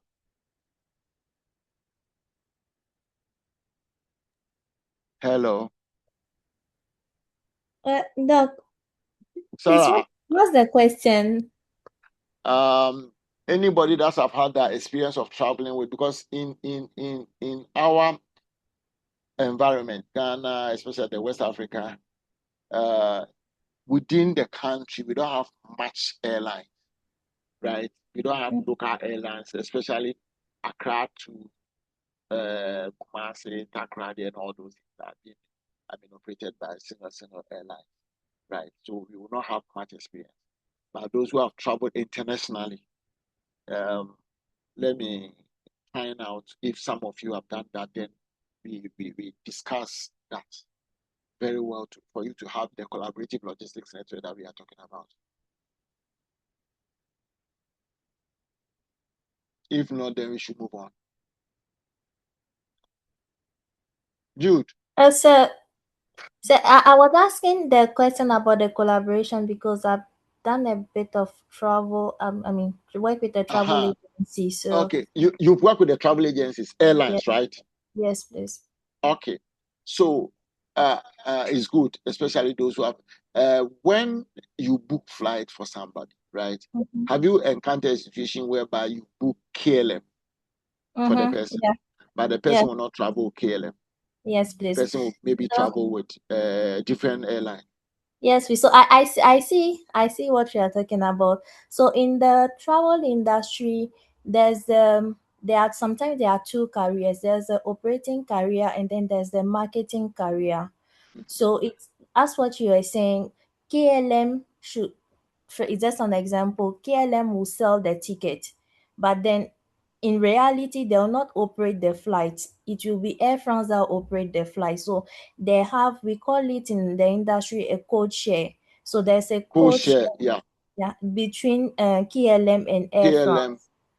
Okay, so there are co-share, like Emirates co-share with Qantas, right? Yes, KLM, I think KLM co-share with Kenya Airways also, and other airlines, right? So that is what we are. If you talk about collaborative, this is what we are talking about, right? Creating a collaborative logistics networks. You understand? So you partner with other companies, especially you don't have much logistics, but you have the market. Yeah. So let's assume if I have the market and I don't have the logistics, I don't have the fleet, I cannot go to those areas. I partner, right? So I can be selling my own. Let's assume I'm moving from maybe Accra to South Africa, right? Because Cote d'Ivoire is very closer to us. I'm moving from Accra to South Africa, but my flight does not go directly to South Africa, right? So what I would do is that my flight would take the passengers to maybe Nigeria or Ivory Coast or wherever I'm going. Then my co-share, my partner, would take them from that destination on the transit point to South Africa. The same in the logistics industries. You can send things by DHL. Even though they are by DHL, you track it through DHL. But the logistics company, the network, the mode of transportation will move maybe from Accra with DHL. And then when it gets to Nigeria or Cote d'Ivoire, changes to a different company, either EMS, right? Or any other UPS or any other logistics company. But you share your cost, maybe they may be on commission basis, they may be on whatever basis. Now, most logistics companies, transportation, airlines are doing it most. So those who have been working with the airline industries, like Sarah is saying, you understand it very well. Most of them co-share. They partner with the other logistics company. That is what I'm saying. They share transportation resources and infrastructure, right? They share their resources and infrastructure together. So it can lead to cost savings and improve efficiency. Efficiency in a sense, a way that I cannot get there, but I have someone who can get the things there for me, right? So maybe if I'm using Max Line and the country that I'm going to, Max Line does not go there, what will happen? Max Line will take my goods, take it to a different port, offload it onto a different vessel, and then it takes it to the final destination. Are we okay? Yes, Doc. Rosita. Okay. Frank. Okay. Agile and adaptive networks. Designing agile and adaptive transportation network is crucial for responding to unexpected disruption and changing market conditions. These networks are characterized by their flexibility to reroute shipments, adjust transportation modes, and scale capacity up or down as needed. Implementing real-time data analytics and advanced planning system can enhance the agility and adaptability of transportation networks, right? So with this co-share and all, it makes the system very agile and adaptive. You will not hit any hurdles. You can get over any hurdles on your way because you've planned in such a way that you will not get stuck somewhere. Whenever you get there, there is somebody else, there is another logistics company there or infrastructure there that will take you from that place. Moreover, when let's assume you are using a particular route, and you have, for instance, recently when there is this US-Iran war, right? Most airline companies within the UAEs, within the Arabic Peninsula, right? They were using different countries, airports, airlines to operate because they have designed this agile and adaptive transportation network, right? So in case there is problem, they know how to do. They know that when there is problem at this place, we can rely at this place. We can rely on this place. We can do this. We can do that, right? For instance, let's assume that if there is any war in a neighboring country that they have to take their passengers to, and they know they cannot take the passengers there, they will know that, okay, let's take our passengers to a nearby country and then move them by road or whatever to their final destination. You cannot go there for now, but this is what we can do to get to the place.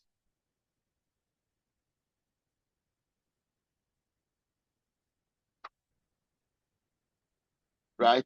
So what you do is that these networks are characterized by flexibility and reroute shipments, adjust transportation modes, as I said earlier on. So you have to reroute it. You will not use the same route. Find other means to get there and other modes of transport. So if you get there by air, you have to continue. Use multimodal. You have to continue by road. to get to their final destination.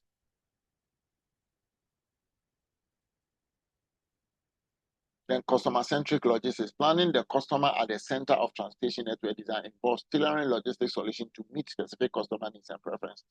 This approach requires a deep understanding of customer expectations and behaviors. Customer-centric logistics strategies might include offering flexible delivery options, ensuring high service levels, and providing real-time shipment visibility.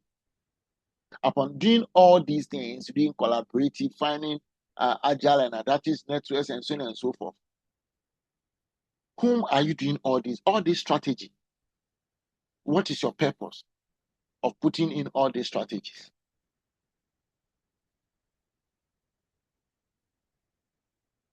Adobia, Yes, Doc. Adobia, we are going through all these problems, right? Sustainable transportation system, collaborative, agile and adaptive, and all those things. What is objectives? What is the end result? What do we want to achieve? Doc, we are doing all these things to satisfy the customer.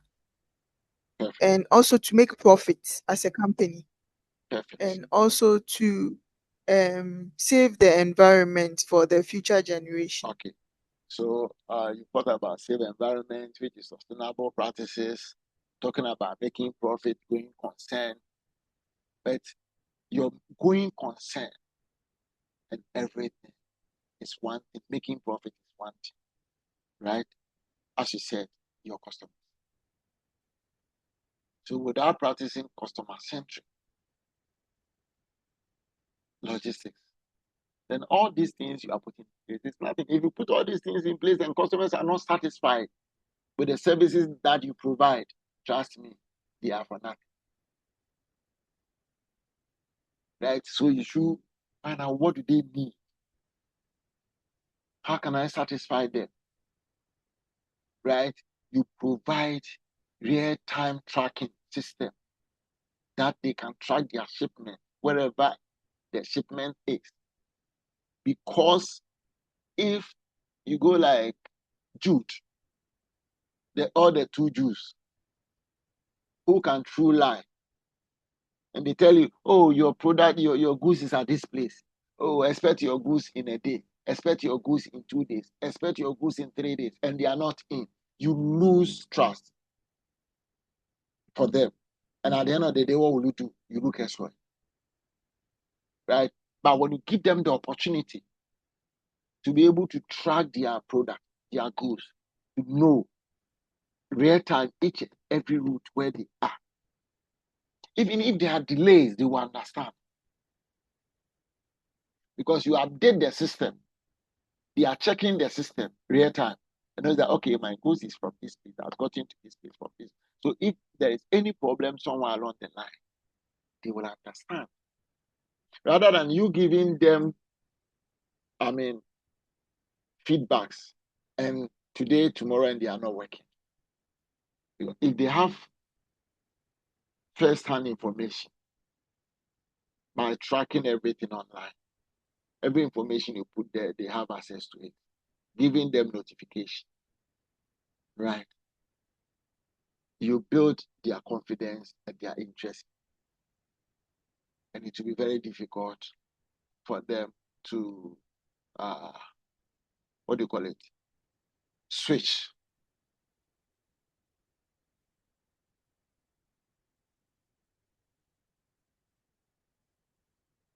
Okay. So, this is your class rep. They are disturbing me.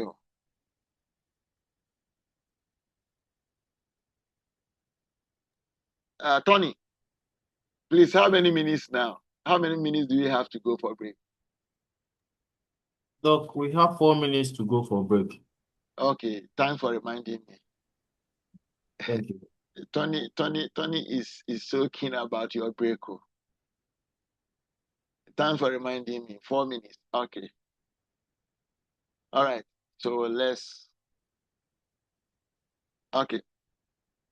So we will look at practical steps for implementation. So implementing an effective transportation network design involves several practical steps. You have to conduct a thorough network analysis.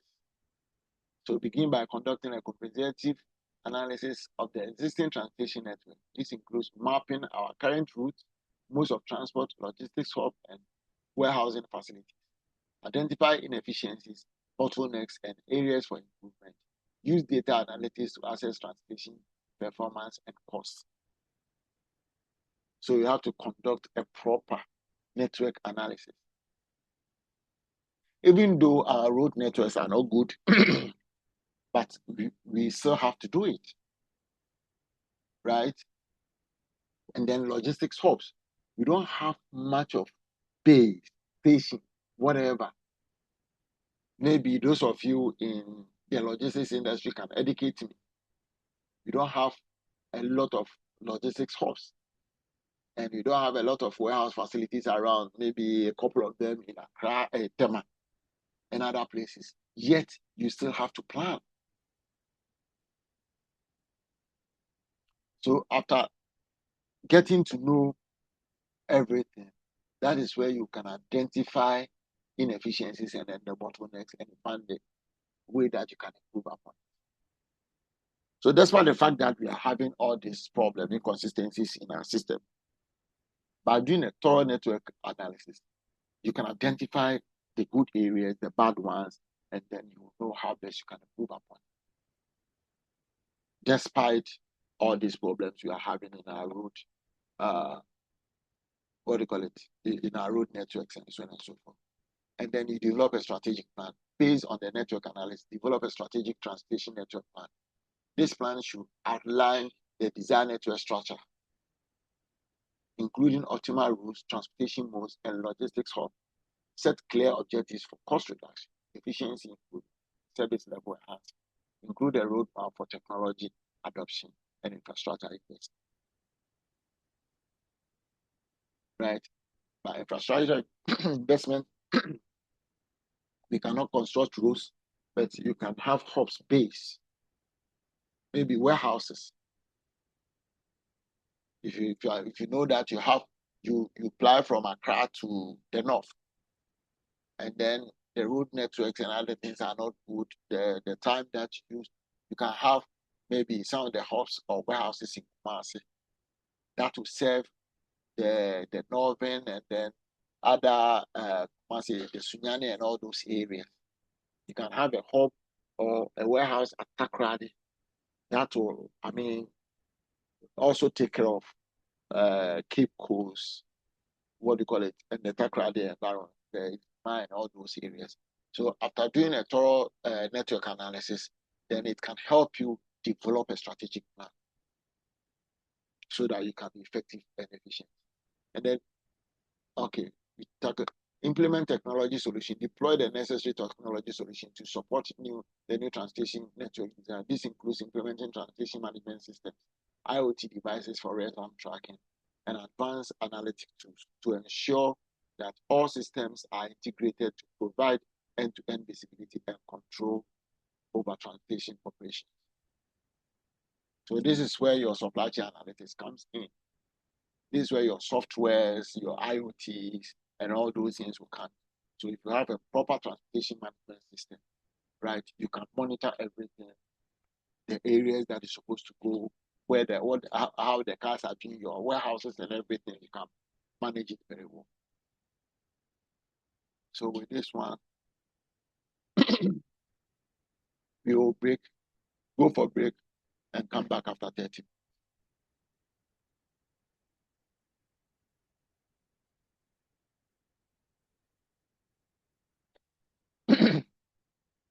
Thank you, sir. You're welcome. All right.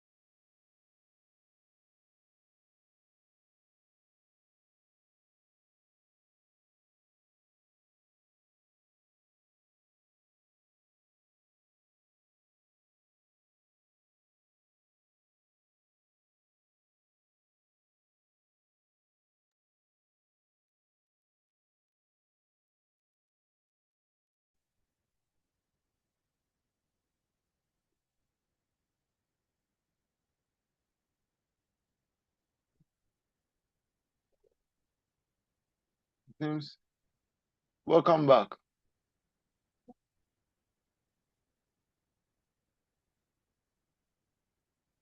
Hello. Hello. Hello.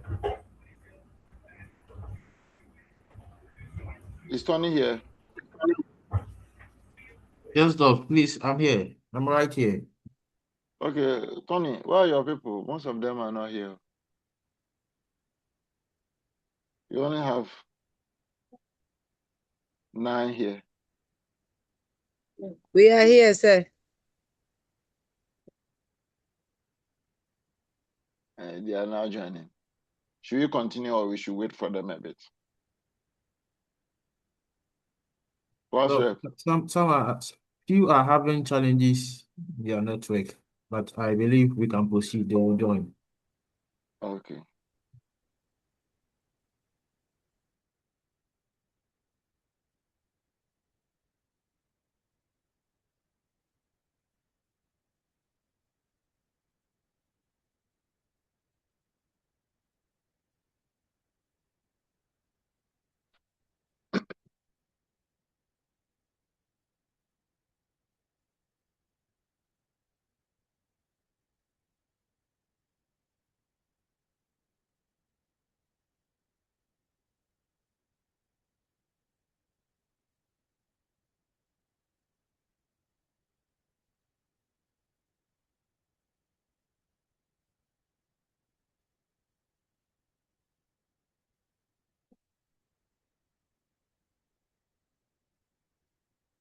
Okay. So if now implement technology solutions, right?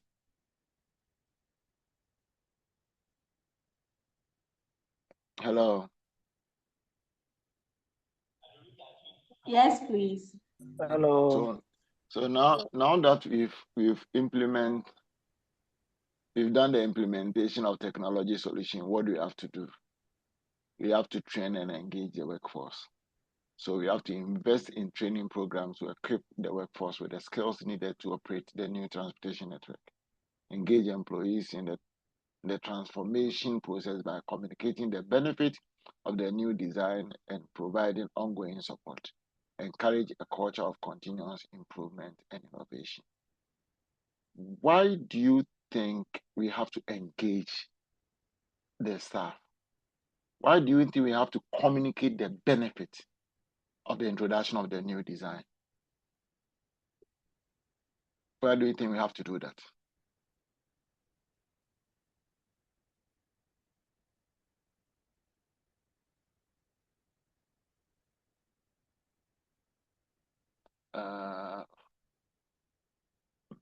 I'm seeing a hands up here. Let me check. Okay, Adubia. Hello, Doc. Yeah. I believe it is important to communicate the benefits with employees so that they will all understand the importance of the whole thing and then willingly join to work with the new innovation. Because if Yes. employees don't understand, they might resist to whatever changes the company or management would want to bring on board. Okay. But if they understand, they will willingly join. But I think what we did analytics, and I think I taught you guys have not, teach you leadership in transport, but I taught you analytics. And analytics, what are the challenges in implementing those things? What are some of the challenges? Daniel. So resistance to change is one. Thank you. Thank you. That is cost. That is what I want. That is what I want. We have to communicate the benefit of the new design to the employees as we are taking them through training because of resistance to change. Because most people are not, it may be that some are not well educated. So this technology kind of thing will be a problem for them. Most people are not in tune with that. They don't want to have anything to do with technology. They don't want to learn. Therefore, they will resist against it. Therefore, even training, they will not put in much effort. If you are not careful, they can convince, infect other staff with their motive. So in this situation, you have to communicate the benefits, the importance of that innovation, and how it will benefit all of them, so that they can involve themselves, so that they can buy into the idea. So before you even start training them, you should let them know, or even within the training, you should let them know the benefits that the new technology that you are bringing in will have on them, as well as the company. And then after everything, you have to encourage a culture of continuous and improvement and innovation. Then you monetize and optimize. Regular monitor of performance of the transportation network using key performance indicators such as transit times, transportation costs, and service levels. Use data analytics to identify trends and areas for further optimization. And you continually refine the network design to adapt to changing market conditions and business requirements. Right. So earlier on, we talked about audits, doing periodic audits. So periodic audit is part of you doing that so that you can monetize and monitor and optimize. Right. So how can you monitor? When you are auditing, you have key performance indicators. So transit times. How long do they spend in their transit times? Right. If they have to move, maybe if a goods have to move from one destination to another. I said earlier on that if you think that if you check your network design, realize that okay, moving from Accra to Tamale is not easy. You have to get a warehouse in Kumasi so that it will serve the neighboring towns in Kumasi, including northern regions. So you check your transit times when goods are moved from Accra to Kumasi. How long does it take before it's being discharged to other areas? And the cost of transportation involved. If you are using third-party logistics to continue, what are the costs? And then your service levels. And by so doing, if you have transport management systems, use data analytics to identify these trends and areas, because all this information will be in the system. So the system can give you data as far as all these things are concerned. And then when you do that, when you have this data, it will enable you to refine the network design if there are changes. Right. So before we go to the conclusion, are we okay? Can we continue?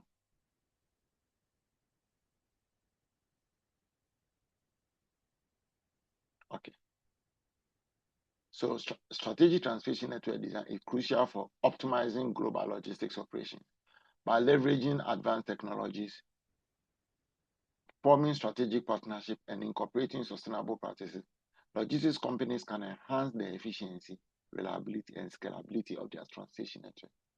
As the logistics landscape continues to evolve, staying ahead of emerging trends and continuously improving transportation strategies will be essential for maintaining a competitive edge in the global market.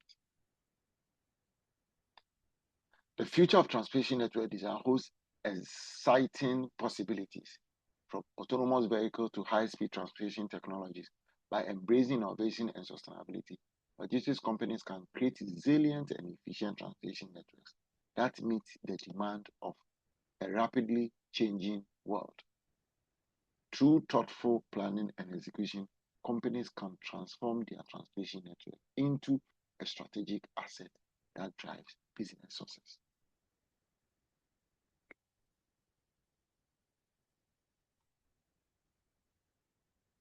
So with this, do we have any questions, any contribution before we move to the next session?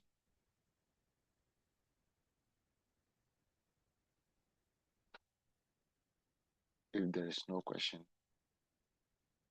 then we move to transport economies. We will look at the transport cost structure and its implication for business expansions. The economic landscape of business expansion is significantly influenced by the underlying costs associated with transportation.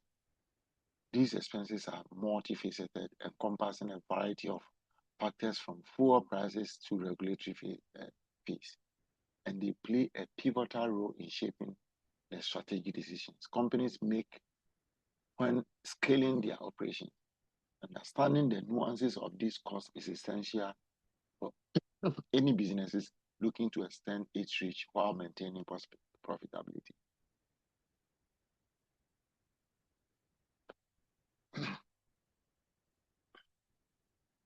So, before we move, my question is, how does transportation cost affect businesses?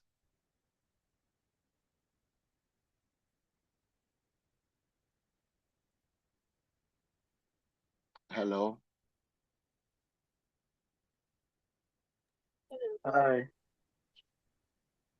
How does transportation cost affect businesses?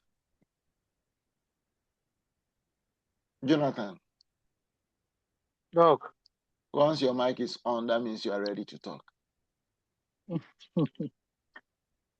Doc, transportation costs affect businesses in a sense that whatever the cost may be on transportation for the manufacturer or the importer to be transferred to the customer, Yeah. either positively or negatively. Because when it is high, customers will start shouting and probably they may not be able to patronize your product. And if it is low to, meaning you are effectively managing your transportation system that do not incur much cost, and for that matter, the burden has not been shifted to the final consumer. Okay. All right. Thank you very much. Yeah.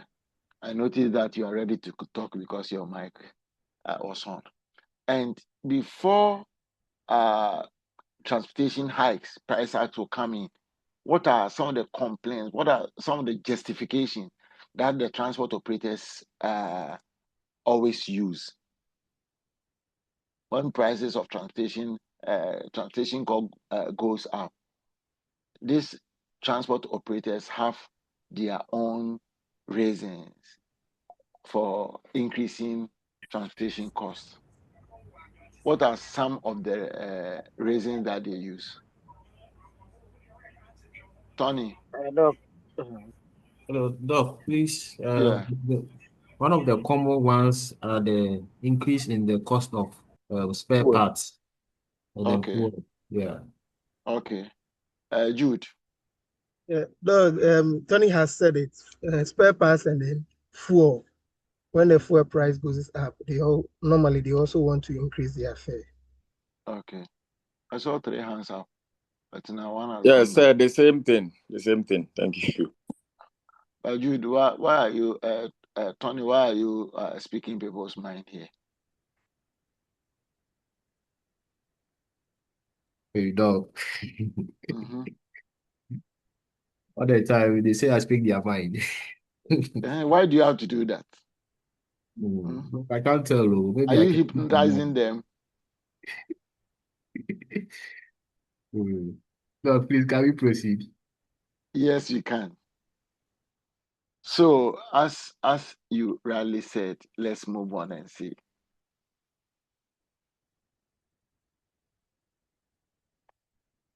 So, these are some of the things.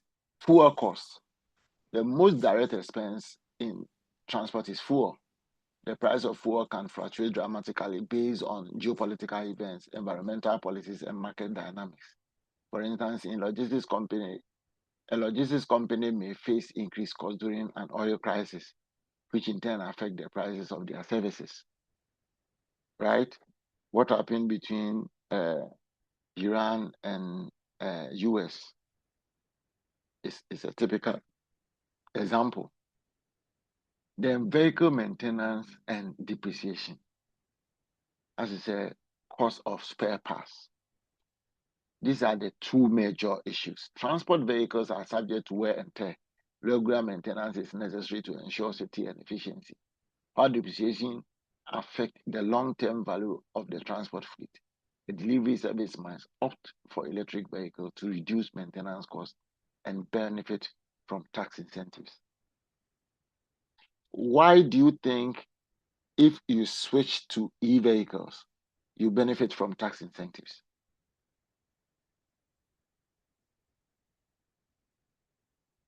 One simple response.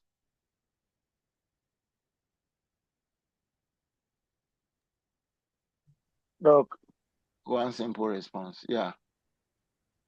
in order to encourage the use of e-vehicles, in order to encourage green logistics, green to sustain environment. And the word, I want you to use the word. Green logistics. No, you've been using it over and over and over.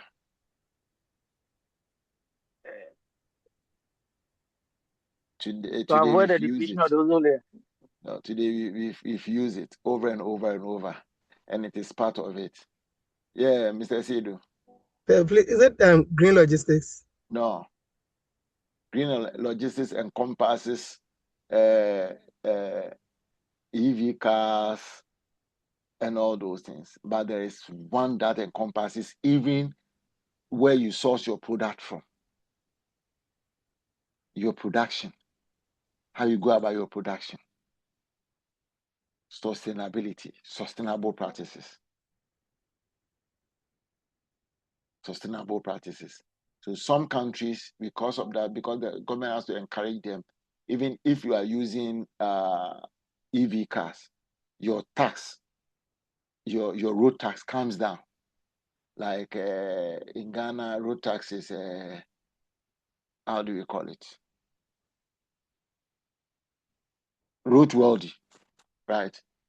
Your road tax will go down. Some countries give them tax rebate for your road tax and other things. Some also, the government reduce taxes in their operation because they are using EV cars. So most countries, like in China now, even the taxi drivers, the vans, the buses, they are all going green. So now about 80-90% of the cars in this country are e-vehicles, EV cars. Okay. And then labor costs. Drivers and logistics personnel are the backbone of any transport operations. Their wages, benefit, and training costs constitute a significant portion of the overall cost structure. A multinational corporation might implement automated logistics solutions to streamline processes and reduce labor costs. That is why most countries, some people are losing their jobs. Autonomous vehicles are all over. Robots delivering goods and other things are all over.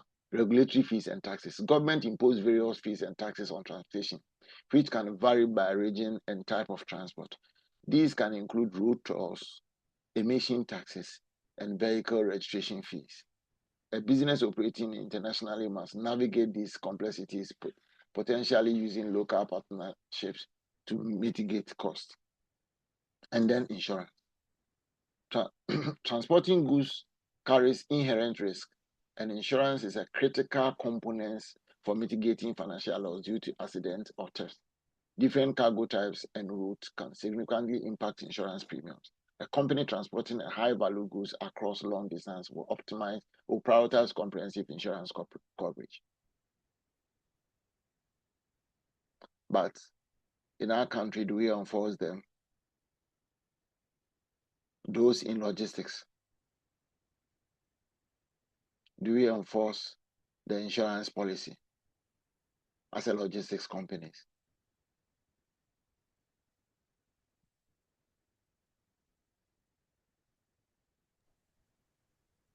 Yes, Doc.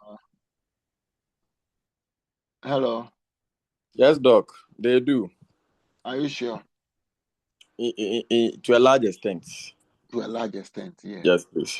But because it is compulsory, right? Because Because some of the fleet, some of the logistics companies, if you want to do business with the government, you have to make sure that all your cars are insured. Comprehensive, covering even the drivers and the goods in transit. Otherwise, many people will not like to comply. And the reason is why? Why is it that most companies don't want to comply with the insurance policy?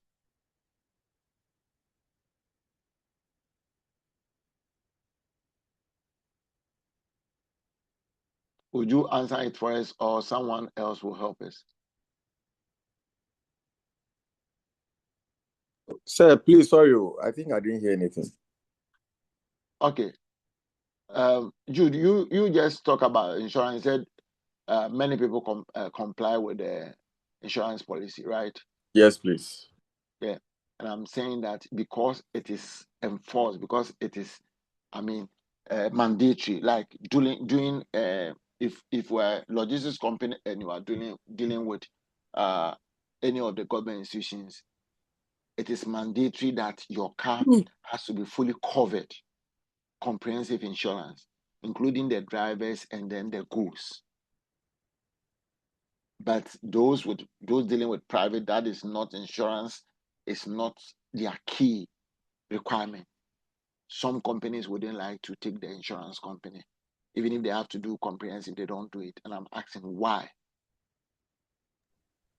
Doc, they are not doing it. Actually, even with their private fleet management, the police ensures that you do it. But most people are not doing it because they've not done their cost-benefit analysis of insuring or sharing their risk.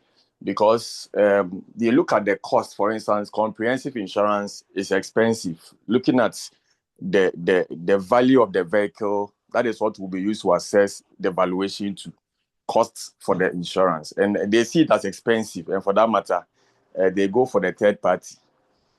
So it's the cost. The reason is the cost. Okay, Tony. Thank you, Doc. Please, for my observation is about the claims rejection history. When a driver claim is rejected, the story spreads. So, for instance, a colleague driver will say that, oh, I had an accident. I paid premium for 5 years and the insurer refused to pay. So when these rumors spread, other colleague drivers refuse to also join in or subscribe to that policy. So, Doc, this is my observation. Exactly. Tony, thank you very much. Jude, it is not about the volume, the amount involved, but it's claim rejection. Because if I insure my car and everything comprehensive, and if anything happens to my car, straight away, they will replace it. Pay after investigation, everything will be done, will be paid for. Do you think you not think of, if you are in a business that you think the risk is very high, no matter how much is involved, you pay, right? But when you put in claims, sometimes majority of us here, you have a third party, right? What is the third party? Third party is if anything happens to the car, the insurance company has to repair it for you. How many times have you had an accident, minor accident, that you've gone to the insurance company to get it fixed for you? You go and fix it yourself, isn't it? Why? Because of the stress that you go through, the disappointment. You will not even, thought of doing that. But in countries whereby they enforce it as soon as possible, one of my cousins went to US and then he had a problem, went to hospital, and US, the medical system is not good. And he said at the end of the day, the cost of taking care of, like, the medical cost was over $70,000, according to him. But because he has medical travel insurance, he only called the insurance company, gave the number to the company in US, and they started communicating. And according to him, they were like, no problem, your company has agreed, so we'll deal with them. Just like that. Making sure that, yes, he was in US at that time. The hospital is saying, oh, this incident happened. They brought him there in an ambulance, this, and that, everything. They were like, okay, we are taking care of it. Do you think an insurance company in Ghana will take that thing up very easily, thinking that they have to pay over $70,000 for medical bills? So it will not entice, it will not be an incentive for companies to go in for such policies, because they will not see the benefit of it. But as Jude said, it is very, very, important. You may not know what will happen to you as a company, fire, accident, whatever. But you will not be sure whether the insurance company will take it. Route and network efficiency. The choice of route and the efficiency of the transport network directly affect fuel consumption, time, and labor costs. An e-commerce company may use data analytics to optimize delivery route, thereby reducing transit times and cost. We have problem with traffic in our country. The road is not good. Sometimes it will surprise you that going to Kumasi, you may not know, maybe yesterday or 3 days ago, it took you maybe 4 hours, 5 hours to get to Kumasi. And the next time you decide to go, it will take you more than 6, 7 hours, because there will be a very serious traffic where you didn't anticipate. And whilst you are sitting in a traffic, you are consuming fuel. Time is also a fact. And then others, some companies that they pay labor based on the time that they use, if they are paying hours. This all boils down. And then inventory costs. Holding and storage costs are indirectly related to transport. Efficient transportation can reduce the need for large inventories, thus lowering storage costs. Just-in-time delivery model exemplify this approach, minimizing inventory levels in favor of frequent and reliable transport. Right? If you know that, oh, forget it. If I need the goods, as soon as, whenever I need it, I can get it. Transportation network is very good. The system is good. So if I need it in 3 hours, I can get it in 3 hours. You will not worry yourself keeping so much stock in your warehouse.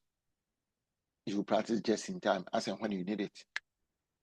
You put a requisition, place an order, and within a short time, you will have it. But if there is no proper transportation network system, then you have no option than to hold inventory. And the more you keep your inventory, the more you pay additional costs. And then we come to environmental impact and sustainability.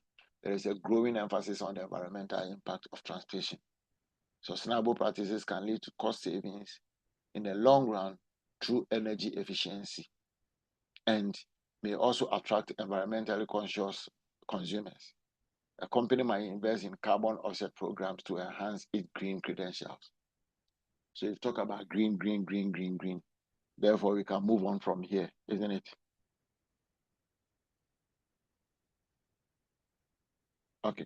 So by examining this element, the business can identify opportunities to optimize their transport cost structure and gain a competitive edge in the market. For example, a furniture manufacturer might analyze a distribution network to consolidate shipment and reduce the number of trips required, thereby saving on fuel and labor costs. Similarly, a food distributor could invest in refrigerated trucks with advanced cooling system to prevent spoilage and reduce waste, thus lowering indirect costs associated with product loss. The transport cost structure is a complex and dynamic component of business operations that requires careful analysis and strategic planning. By considering the various costs and their implications, businesses can make informed decisions that support sustainable growth and expansion.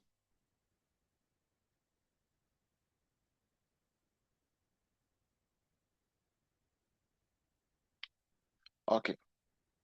So here also we have to analyze our variable cost in transportation. I think those accountants among us, when we say variable cost, you understand, right? Do we have accountants among us?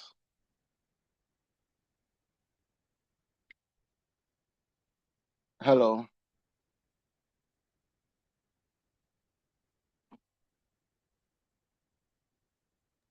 No, please. No accountant. So who can help us explain what variable cost is?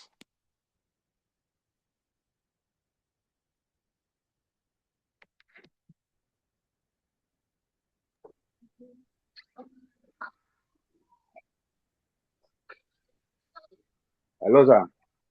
Yes, sir. Please, variable costs are costs that are not fixed. They are costs that are incurred based on a particular or the volume of consumption of a particular services or usage of a particular product. Okay. So as Daniel said, variable cost is not a stable cost, it's not a fixed cost. It varies as and when activities, go on. So for instance, if you are doing production, the more you product, the more your overhead cost, goes up. And the less you produce, the less your variable cost. In logistics, the more you move out, the more you spend fuel and other costs. When your cars are stable, it doesn't wear there, you don't use much fuel. So in the realm of transportation, variable costs play a pivotal role in shaping the financial landscape of business seeking to expand. The cost fluctuates in direct proportion to the volume of goods transported, making them a critical factor for companies to consider when planning for growth. Unlike fixed costs, which remain constant regardless of output, variable costs can significantly affect the bottom line, especially in scenarios where transportation is a major component of the service or product delivery. So one of the variable costs that we look here is fuel expenses. The most apparent variable cost is fuel. As the distance or weight of the transported goods increases, so does fuel consumption. For instance, a logistics company may find that its fuel costs double when the distance covered doubles, assuming all the factors remain constant. And your maintenance and repairs, wear and tear on transportation vehicles is inevitable. The more a vehicle is used, the more frequently it will require maintenance. A delivery service must see maintenance costs rise during peak seasons when vehicles are in constant use. Right? And then labor costs. Driver wages often depend on the number of hours or miles driven. A business expanding its delivery radius will likely incur higher labor costs due to a longer driver shift. And then toll and route charges.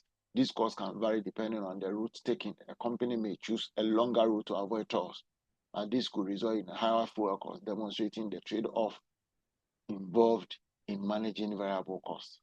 So in a country whereby we have different routes, but in order to avoid traffic, you have to use the highways. And when you use the highways, you will pay toll.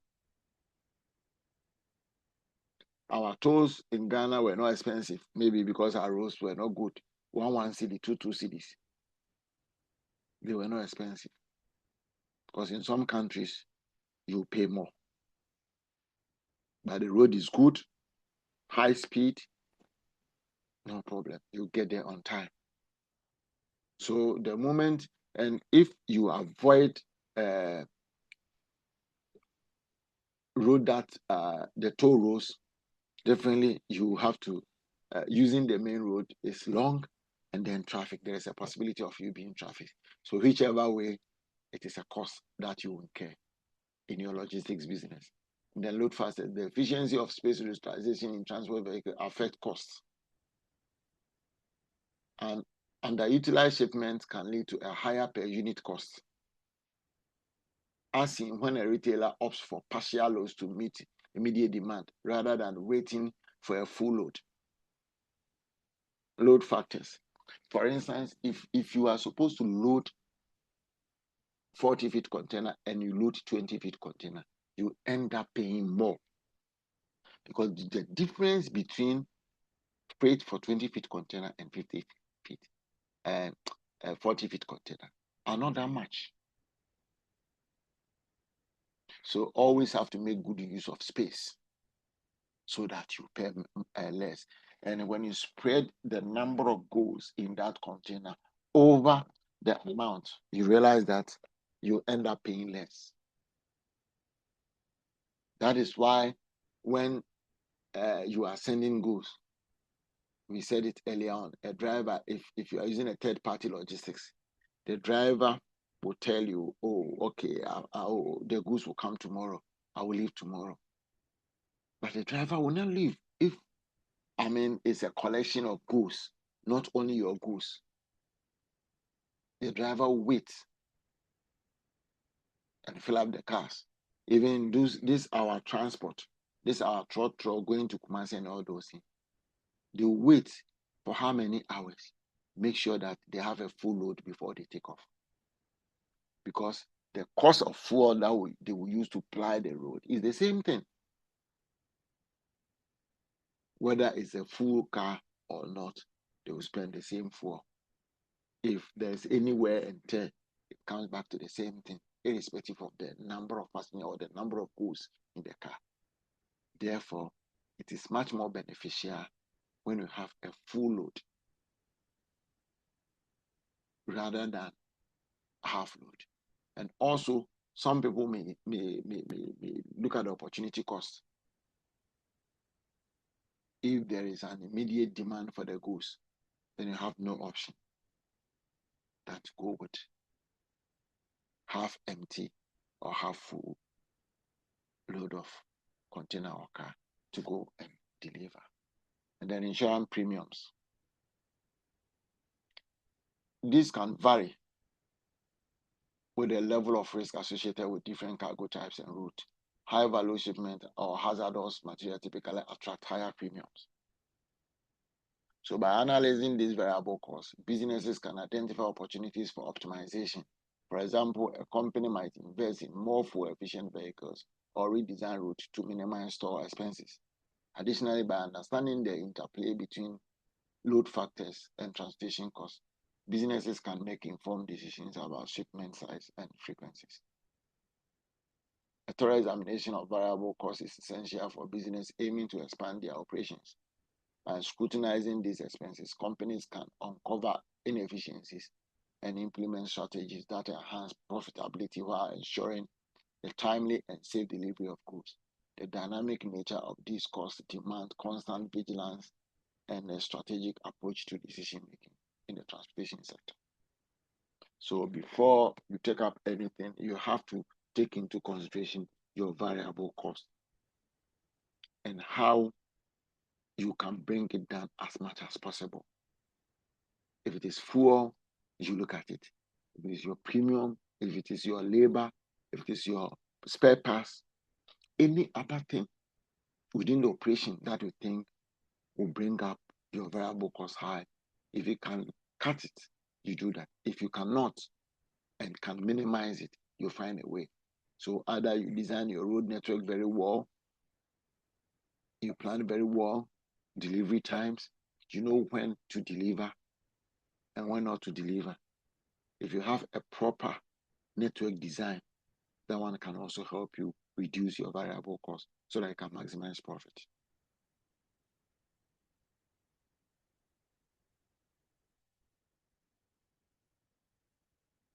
And then we look at understanding the constants. In the realm of transportation economics, the concept of fixed costs play a pivotal role in shaping the financial landscape of business.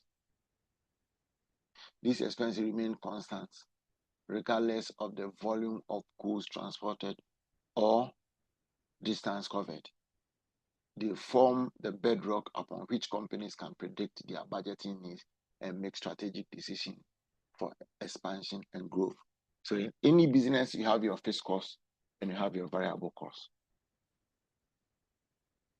So taking decision by taking your variable cost into consideration, you cannot leave up your fixed cost or your cost. So let's look at some of them. Lease or purchase of vehicles. Whether a company decides to lease or purchase a fleet, the costs associated with these vehicles are fixed. For example, the monthly payment on the leased fleet of trucks remain the same, irrespective of how many deliveries are made. Are we okay here? Hello? Yes, Doc. The room is so quiet. We are here. We are with you. Okay. So what are some of the fixed costs that a logistics companies may face? Apart from the lease or purchase of vehicles, what are some of the fixed costs?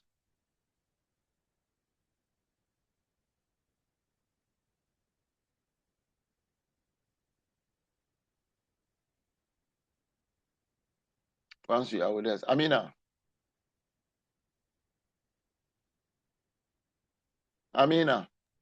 Yes, sir. Yeah, you are running a logistics company. Yes, sir. You have some variable costs that you've looked into. Now Yes, you are sir. looking into your fixed costs. Apart from purchasing or leasing your fleet of vehicles, what other fixed costs do you have to look at? I think the insurance too must be looked into. You are copying me. Insurance is here. Say something different.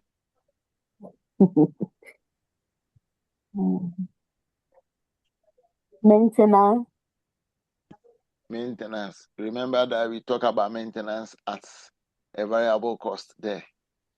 If you are not using the cars and the cars are there, sometimes wear and tear, it doesn't happen most. So maintenance cannot be a fixed cost. Maintenance becomes a variable cost. But the distance that you go determines how you have to, the number of times you have to maintain your car, like changing of oil. When you change oil, you should travel a certain distance before you change oil again. So it becomes a variable cost. Yeah. So what other fixed costs do you have to look at?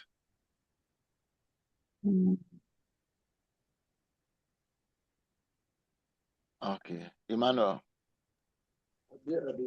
Sir, rent cost. Rent of?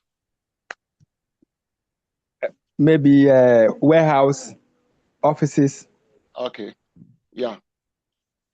Yeah, because if rent a place at maybe for 5 years, whether you are working or not, you have to pay.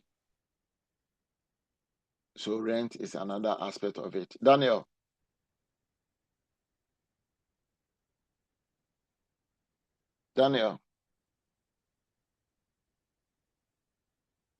Okay. Once Daniel is not here, Mr. Tufo.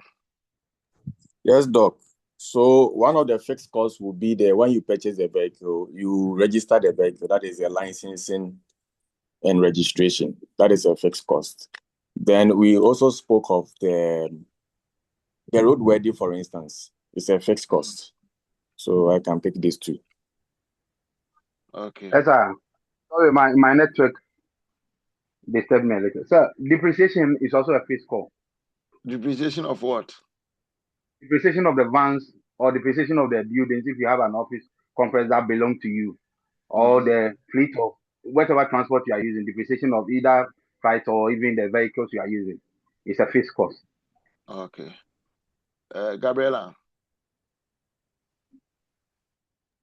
Doc, please. Salaries of permanent staffs and managers. Okay. And then we have Gabriela security and administrative expenses. That one becomes any expenses become an overhead cost because every month you incur it. Fixed costs are something that are fixed. You either amortize it for a period of time. So payment of insurance like depreciation is being amortized for a period of years. Payment of lease on cars also is being amortized for a period of years. Your rent is also the same thing. Tony. Okay, so please, what of software and technology subscription fees? Yeah, that one is acquisition, it's an asset. Your software, if you are buying it, if you are leasing, if you are buying or whatever, you pay the period of time, right? So that one also become your fix because it has been paid. But servicing, periodic servicing and upgrade becomes your variable cost. But the software itself or the system itself becomes your fixed cost. Tony, finally, then we move on. Thank you, Doc. I also want to talk about regulatory costs. Sometimes they also form a union, like the GPRTU, and then also professional membership, like the Ghana Institute of Logistics and Supply Chain membership. So they may have a subscription fee, maybe quarterly or a year. Yearly. Yeah. So I want to touch on it. Okay. Some companies, like if you join those companies, then they become part. But the basics ones, as we say, are insurance, which is mandatory. If you are leasing, your depreciation, and also we'll talk about rent and the equipment that you are using in the warehouse, right? If you are using crane, if you are using forklift, whatever equipment you are using there becomes because you buy them. So that also becomes your fixed cost that you have to look into. Okay. So lease, whether a company decides to lease or purchase if free costs associated with these vehicles are fixed. For example, a monthly payment on a lease fleet or trucks remain the same. Right. And then insurance premium. These are typically calculated on an annual basis and do not fluctuate with the number of trips made. A logistics company, for instance, may pay a fixed premium of about 3,000 Ghana cedis per year for 8 cargo liability coverage. So that one also becomes a fixed cost. And then staff salaries of permanent staff. Employees on a fixed salary contribute to the fixed cost. A transportation manager earning an annual salary of 10,000 Ghana cedis as a predictable expense on the company's financial planning, right, and distribution of assets. This is the loss in value of the transportation equipment over time. If a company purchases a truck of 100,000 with an expected life of 10 years, the annual depreciation will be 10,000 regardless of its usage. And your facility costs, rent or mortgage payment for warehouses and offices fall under fixed costs. A distribution center might incur a monthly rent of about 5,000. Fee does not change with the amount of goods stores or dispatch. And regulatory costs, licensing and permits required to operate transportation service are often paid on an annual business and remain constant. For example, logistics firm may have to pay 2,000 Ghana cedis annually for a transport license. And when all of you were mentioning this, regulatory costs, facility costs, depreciation, salaries, that made me realize you are going through your slides.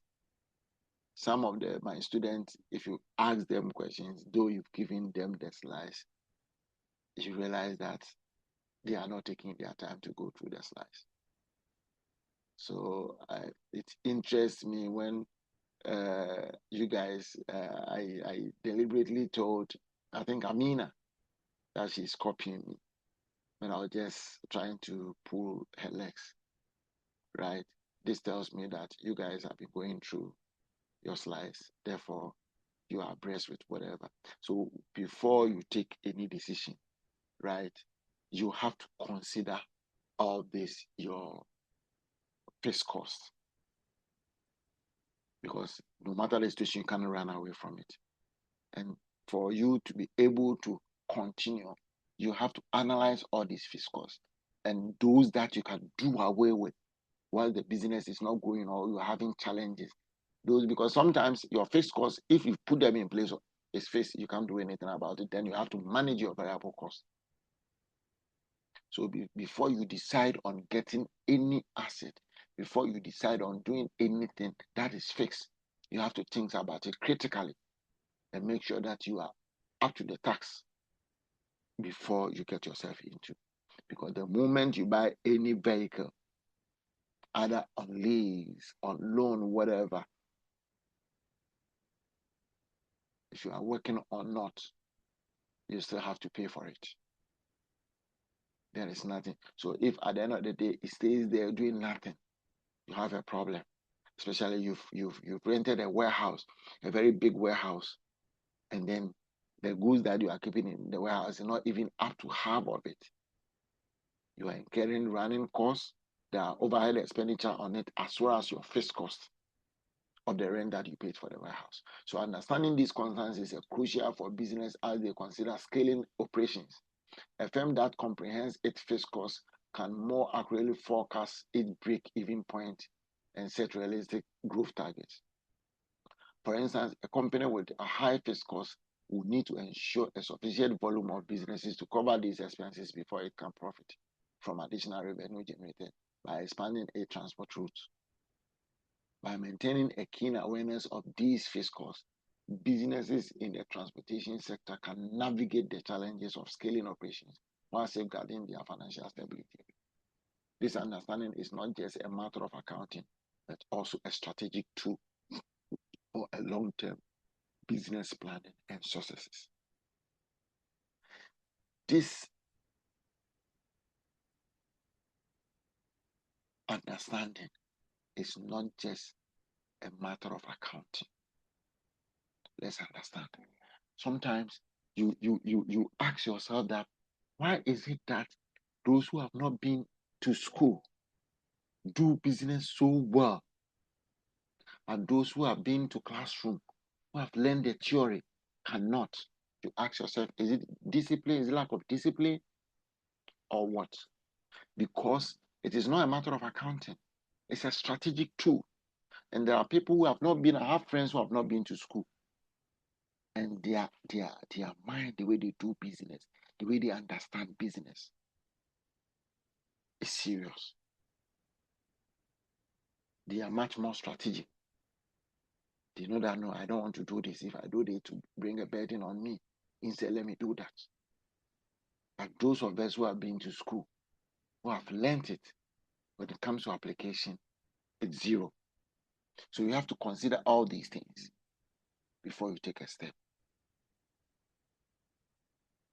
You have to consider all these things. Some people have been to school, but whenever business is flourishing, the next thing you see them doing, because of status syndrome, they want to get a new car.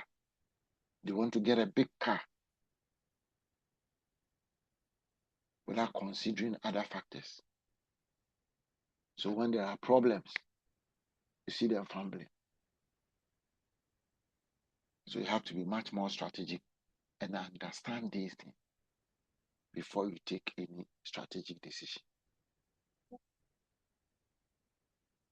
So look at the impact of fuel prices on transportation costs. The fluctuation of fuel prices is a pivotal factor that directly influences the operation of expenses of transportation companies. As the livelihood of the as the lifeblood of the transport sector, fuel costs are closely monitored, for they hold the power to sway the balance sheet of business. When fuel price surge, the ripple effect is felt across the entire logistics chain, compelling companies to recalibrate their prices, strategies, and in some cases, restructure their service offerings. So we look at direct cost increase. The most immediate impact is the rise in direct costs. For instance, a trucking company may experience a direct increase in expenditure when diesel prices climb by 10%. If the company's monthly fuel expenses were previously 50,000 Ghana cedis, a 10% hike will add an additional 5,000 to their cost.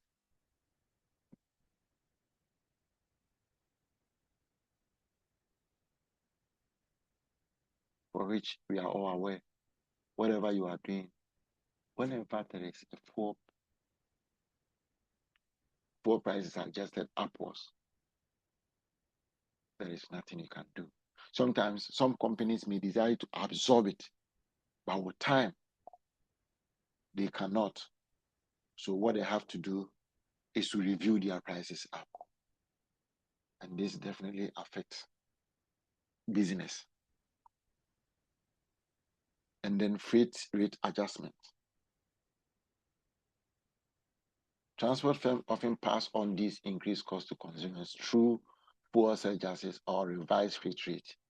This is evident in the airline industry, where fuel surcharges can fluctuate weekly based on international prices.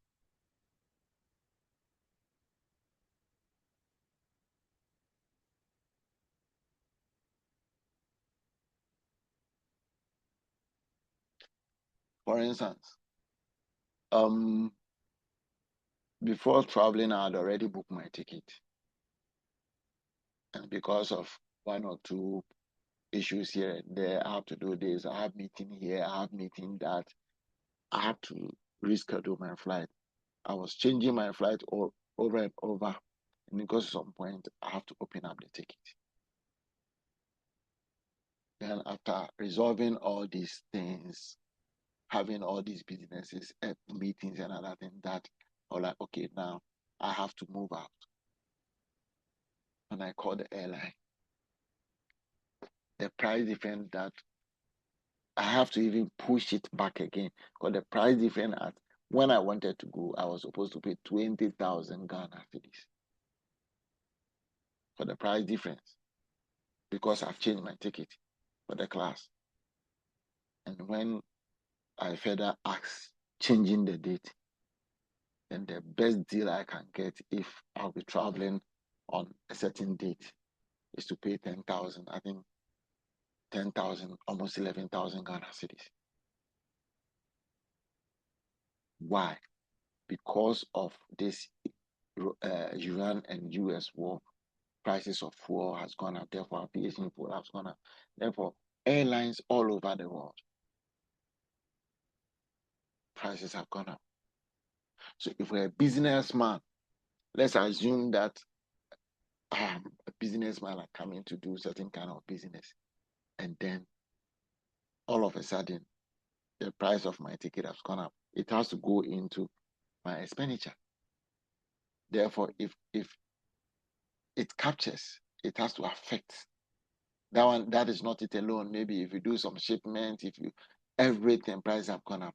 Therefore, your freight has to also affect. So your air ticket and then the freight and everything will add up to the price,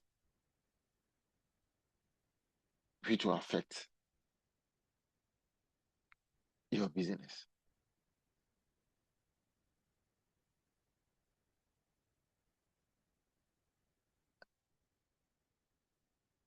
And then operational efficiency, high fuel cost incentive companies to incentivize companies to invest in more fuel efficiency technologies. A maritime shipping company might retrofit its vessels with more efficient engine or adopt slow steaming techniques to reduce fuel consumption. Last week, I asked you people to check who asked question about how shipping lines refuel their vessels, right? Who asked that question?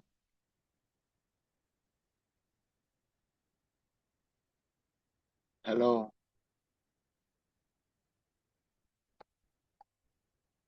Hello? Hi, Doc. Yes, Doc.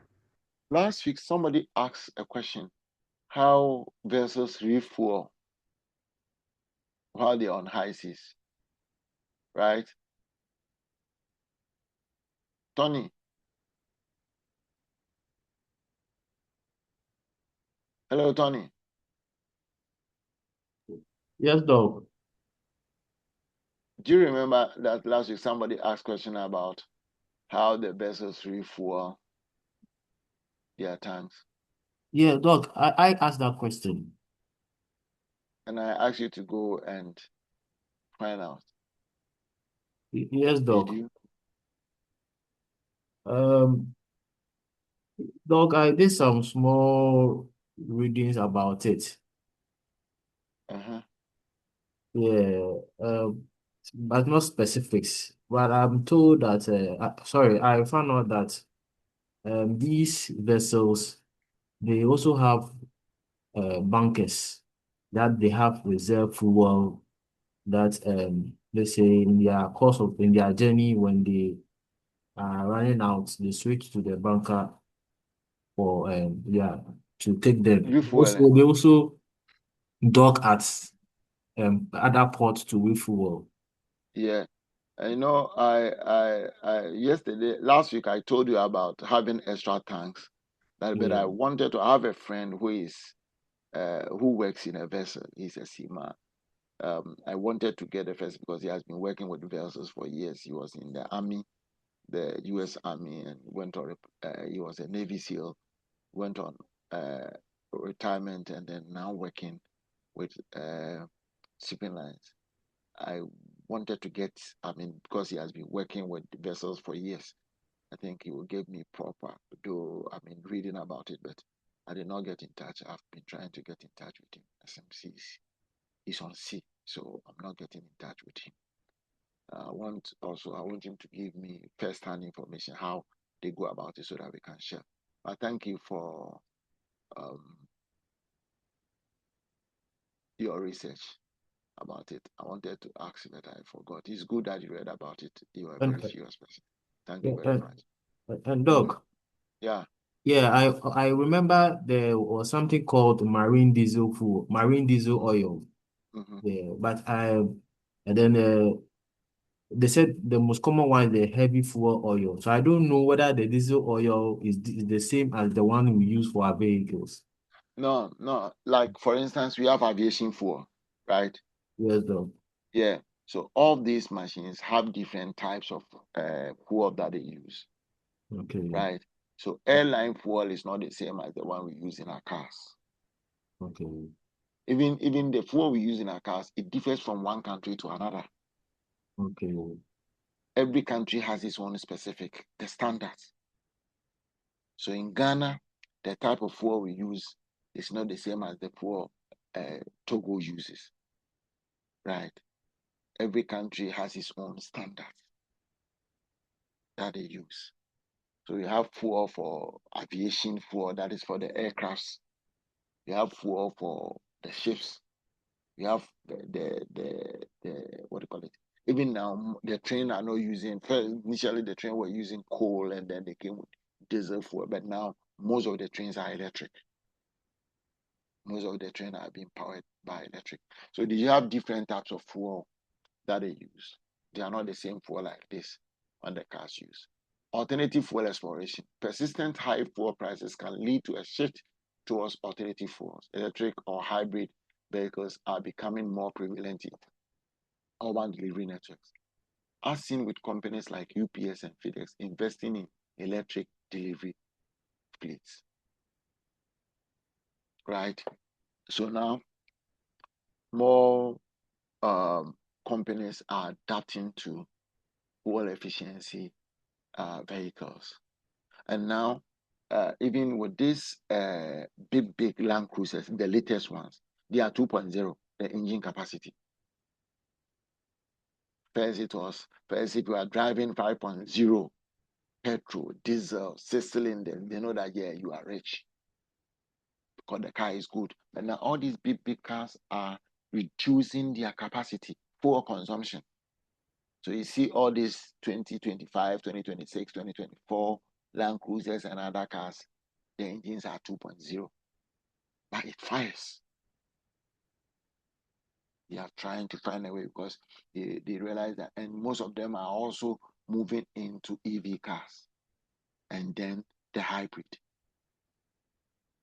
because they realize that people are just moving away from the fossil fuel consumption to EV cars.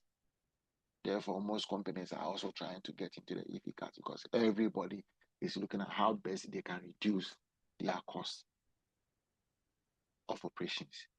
And consumer behavior impact. Elevated transport can also alter consumer behavior. For example, in the ride-sharing industry, users may opt for carpooling options or public transport, when fuel surcharges increases the cost of single ride.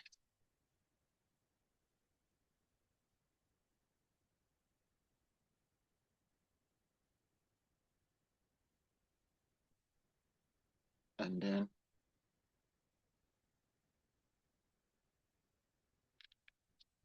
so I think do we understand carpooling? Is it okay? The word carpooling is not a technical term, it's just an English term. Do you understand that?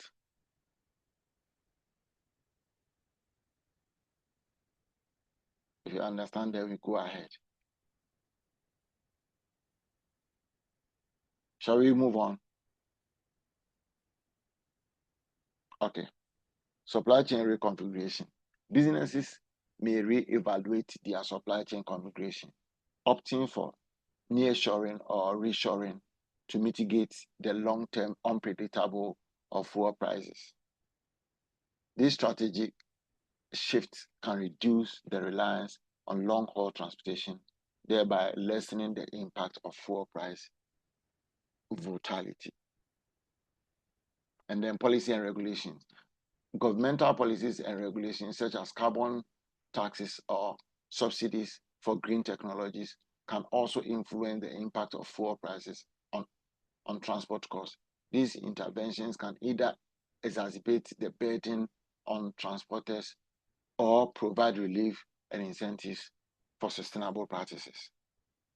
As I told you earlier on, most countries, UK, these European countries, China, and other Asian countries, the government are bringing out a policy, especially for the taxi operators, for the transport operators, the buses and all those things, giving them tax rebate if we are using EV cars. So you realize that most of the taxis in these areas are all going green, EV cars. EV cars, if you go to Hong Kong, if you go to China, Malaysia, and other countries, you realize that most of their commercial vehicles are EV cars. Their buses, their taxis are EV cars. And even the private ones are coming on board because they also pay less road tax. Because government is encouraging them to also go into that to save the environment. Therefore, the government give them subsidies to motivate them and encourage them to use EV cars. This time around, if you come to, you will not see any motorbike that is being powered by fuel. Zero. You cannot use it.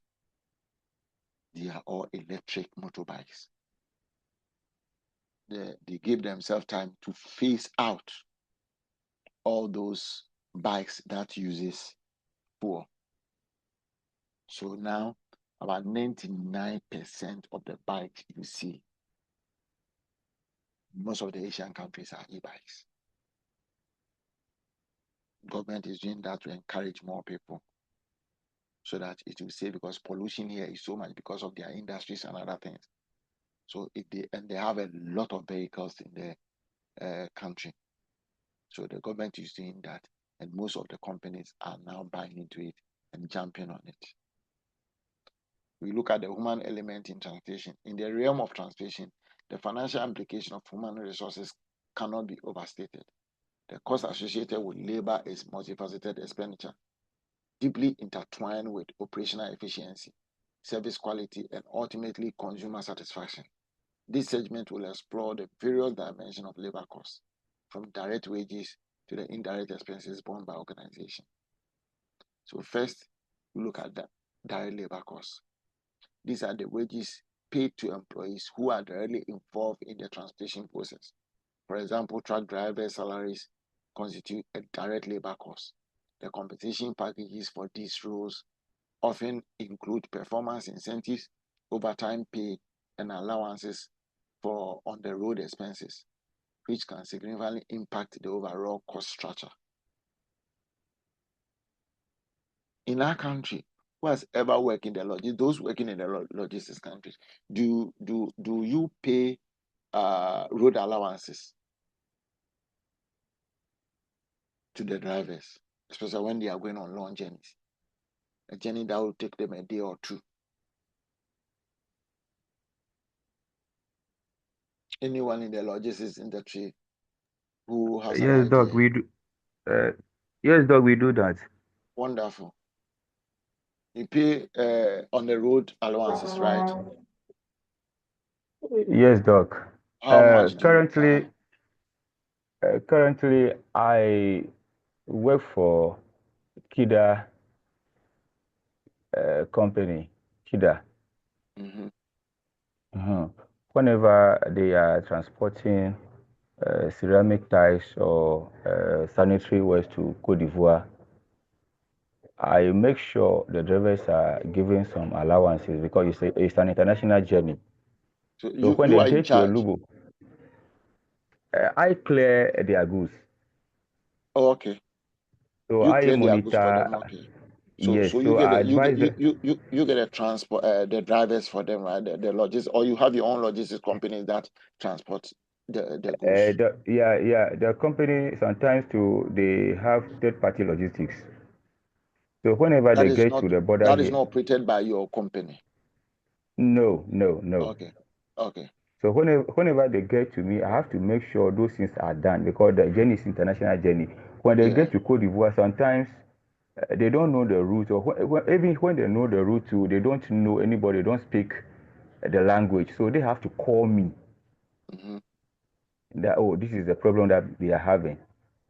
Even this week, that issue came up. Some drivers got here after clearing their goods for them. Instead of them to go, they are still waiting.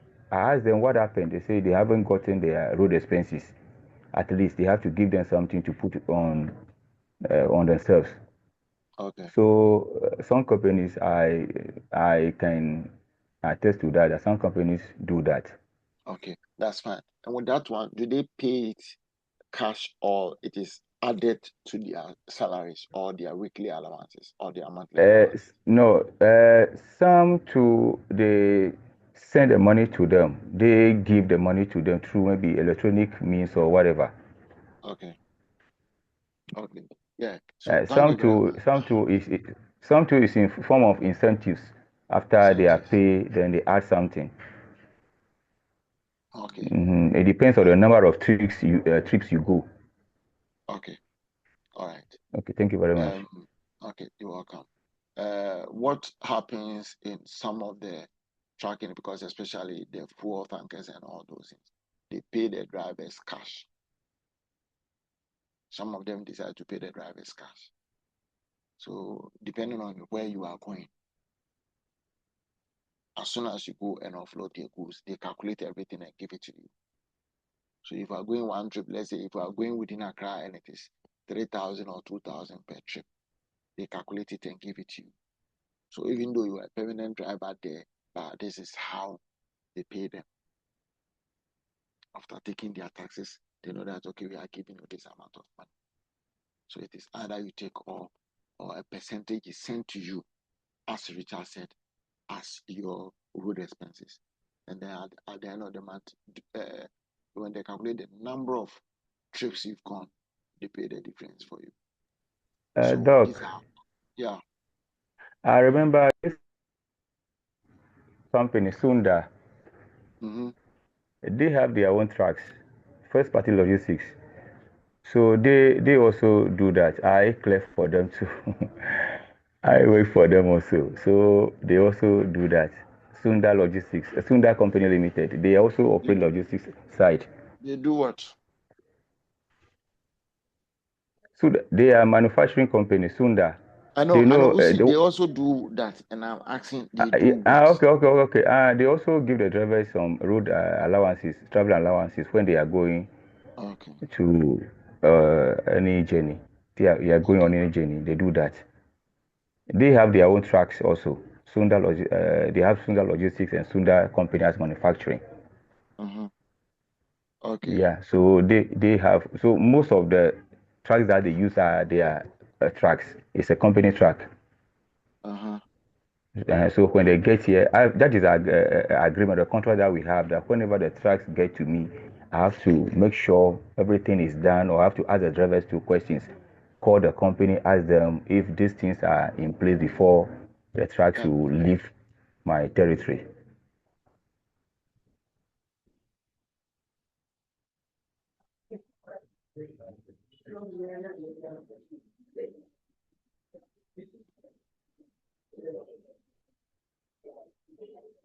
Doc, please, you are muted though. We can't hear you. Oh, sorry. Okay, so thank you very much, Richard, for your contribution.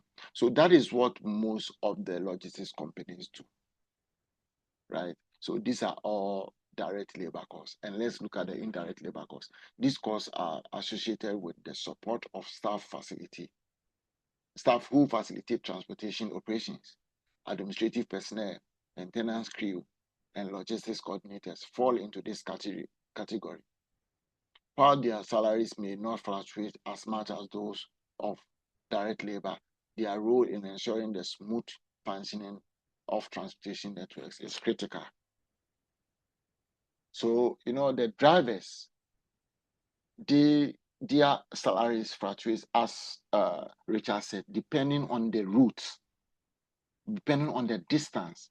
Some of them may have a fixed monthly salary, but as they go for long distance, they have their road allowances that they give them depending on the distance. Some also, as I told you, they don't have, like, depending on where you are going, they calculate it and then give it to you. Either they take the taxes, they give you half, and then the remaining one at the end of the month they give them to you. But the other staff who also contribute to the operations, the administrative personnel, the maintenance crew, and then those who coordinate the logistics activities, they are also being paid, whether they are fixed or whatever. They are also part of the labor cost.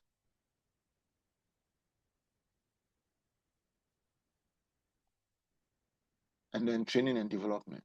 Investing in employee training not only enhancing skills level, but also improve retention rate. For instance, a logistics company might implement a continuous training program for its fleet managers to stay abreast the latest industry standards and technologies, thereby reducing turnover and recruitment costs.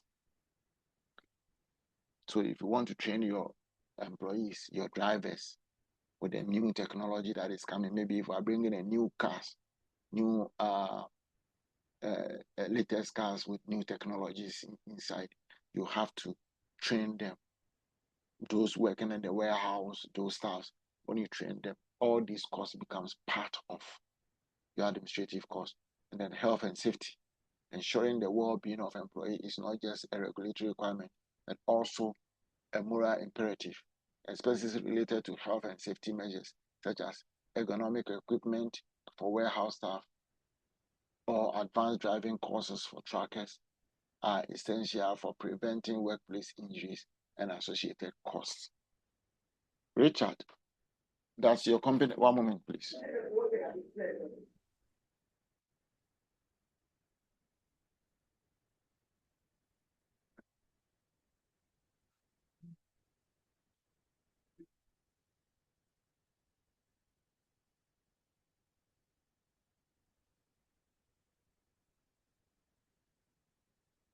So,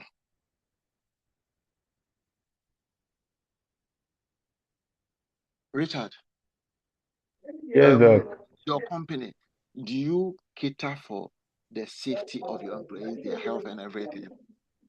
Does your company make provision for these things? Because it is not common, and though some companies do, sometimes the staff and their spouses, their family have a free medical care and other safety allowances. Do you have such a thing for your company, for your staff? No. Doc, I'm not sure. Okay, yes, I know it's rampant in our part of the world, right? But Yes, especially, because I've also been monitoring that. I'm not sure they've been doing that because I've been yeah, asking drivers questions yeah, regarding that. especially in advanced world like in those Europe and America and all those things, these drivers go on periodic checkups because they sit down for long hours, right? It is a mandatory to go for checkup, to go for hospital, right? Because they may not know, they check their pressure, they check other things, and all these things are being catered for by the company. And as they said, the economic of the machines that they use, the equipment, it should be friendly, it should be used well, it shouldn't pose any problem when they are using them. If it is crane and all those things, they have to sit down comfortably, they have to operate. If it is hand crane and all those things, it should be comfortable when they are operating them. They have to invest money into all things to make sure that the staff are being taken care of. They are comfortable with their work, but not in our part of the world. Sometimes machine will be 1800, and even the crane before you have to use energy. And these staffs, even when they have this, they are happy instead of using manpower. See, if they have crane that is very difficult to operate, they are okay with that.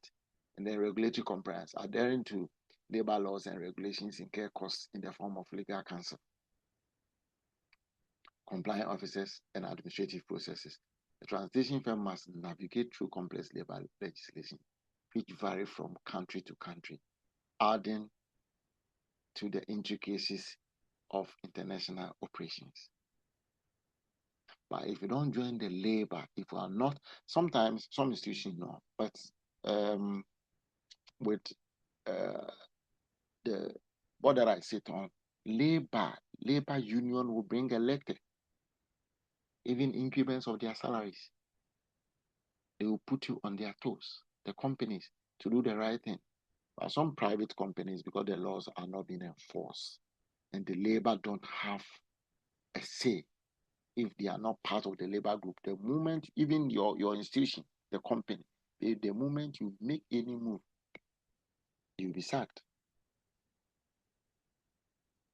Right? When they realize that you are vibrant, you make noise, you will go on time. All right. Tony, are we finishing at 8:30 or 8 o'clock? No, please come again. Tony, 8:30 or 8 o'clock? Doc, this session ends at 12:30. Sorry, I'm using where I am. Sorry. Doc, please. 12:30, right? Yeah, we end at 12:30. 12:30, that's fine. Yes, That's fine. Okay. So, and we're looking at technological integration. Automation and technology can reduce labor costs in the long run. For example, the adoption of an automated sorting system in a distribution center can decrease the need for manual labor, thereby reducing labor costs while increasing efficiency. So by examining this aspect, businesses can identify areas where labor costs can be optimized without compromising on service quality. The balance between cost-saving measures and investment in human capital is delicate and requires strategic foresight. For instance, a courier service company that opts for electric delivery vehicles may incur higher initial costs, but can benefit from lower maintenance and fuel costs, as well as increased driver satisfaction due to the ease of driving electric vehicles. Labor costs in transportation are a significant component of the overall cost structure, influencing both the bottom line and the level of services provided. A nuanced understanding of these costs is essential for any business looking to expand its operation whilst maintaining a competitive edge in the market. So most companies looking at all these costs, and then they compare the opportunity cost of going into technology so that it can reduce labor costs. Because technology, there is no overtime, you not pay health and safety, whatever, you not spend on that. There is no leaker because nobody will get injured. When machine spoils, you just replace it or do. So most especially Amazon, that is why Amazon is going on robotics. If you go to Amazon warehouse, there are robots all over and labor is less. One, to reduce labor costs, to reduce their overhead expenditure. Machine can work 24/7. All they need is to service it. So they will need less labor to do that and then maximize profit. That is why most people are losing their jobs. If you go to the banking sector, most people are losing their job because most of the banks are now doing most of their jobs online, losing some of the branches. Because the way all this in, if you go to UK, some of the shops have closed down. Selfridges and other things, they have closed down their shops. They are now selling online. Going into e-commerce, they are doing all these things to reduce cost and maximize profit. So as a company, you consider all these things. A logistics company, you consider all these things and look at which best will help you maximize profit. Because company is all about making profit. Most companies don't think about the labor, the people that they will employ. No. All that they are thinking about it.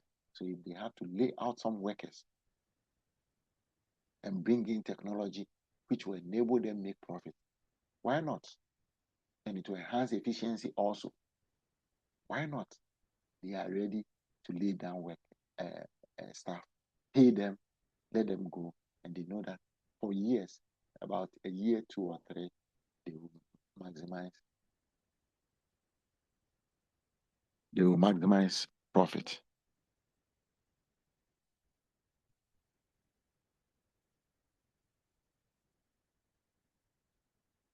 Right? Hello. Yes, Doc. I believe you are here. Yes, Doc. Okay. Okay.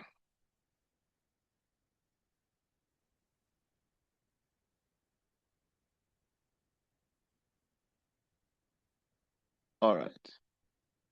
So now we are looking at, I think today we can finish our slides and then we start our new slides next week. So you are okay.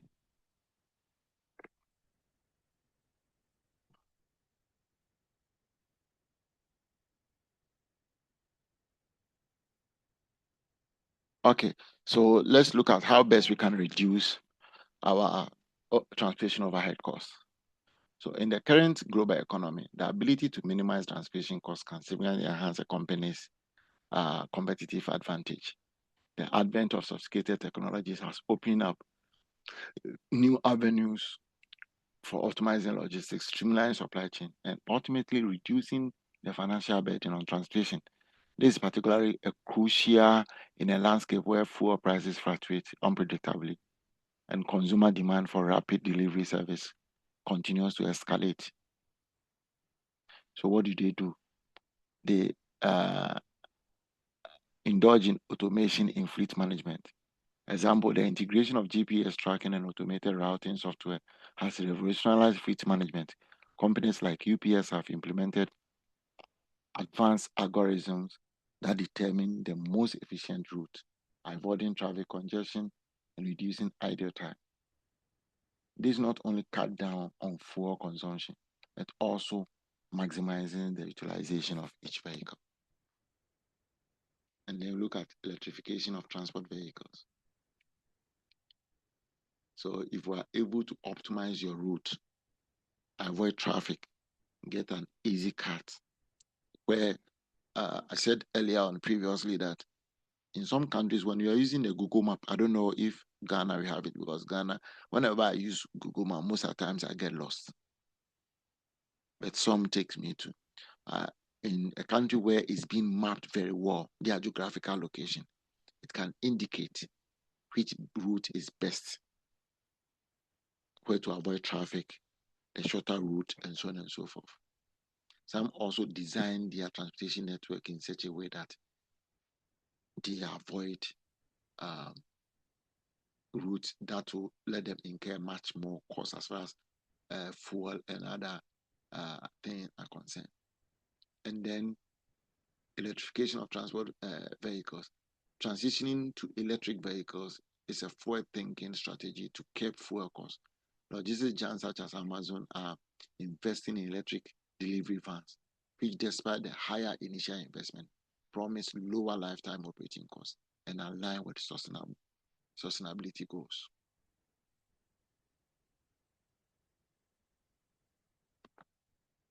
And collaborative logistics, we've talked about it earlier on. By sharing transportation resources with other businesses, companies can achieve economies of scales. A consortium of manufacturers might share a common distribution network, thereby consolidating shipment and reducing the number of trips required. Where Sarah gave us, her take on when she was working with the airline, co-share airline logistics. Most of the logistics companies share, equipment and then infrastructure together. And then data analytics for demand forecasting. Leveraging a big data to predict customer demand patterns allows business to optimize inventory levels and reduce last mile shipping premiums. Retailers like Walmart use predictive analytics to stock products closer to the point of consumption. That's minimizing long haul transportation costs.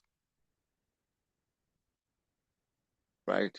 So with their data analytics, you will know the behavioral pattern of each and every area.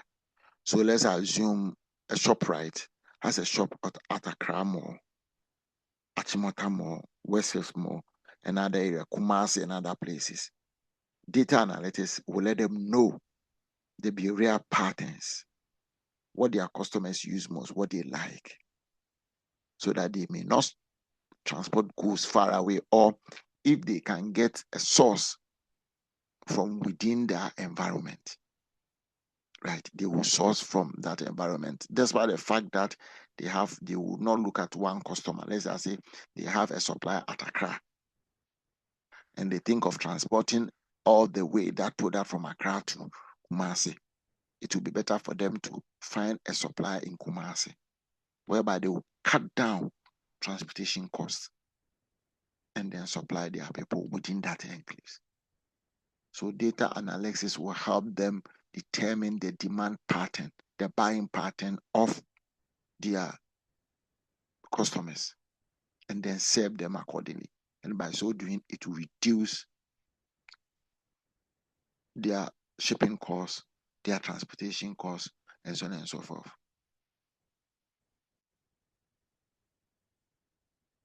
And then intermodal transportation solutions. Utilizing a combination of transportation modes such as rail, ship, and truck can lead to a significant cost savings.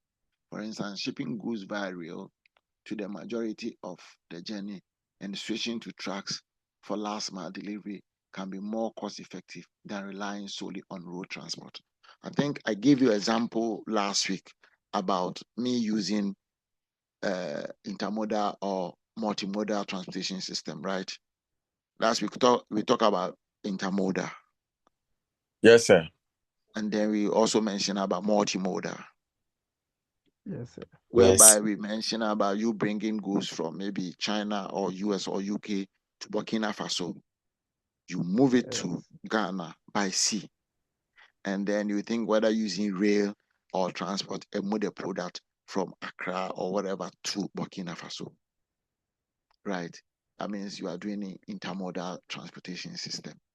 Right? So they are saying that looking at this, you can have a combination of two different transportation modes or whatever about that rail, ship, and truck, right? That can help you minimize your transportation costs. So by embracing this technological advancement, business can not only diminish their transportation overheads, but also contribute to a more sustainable and efficient global trade system.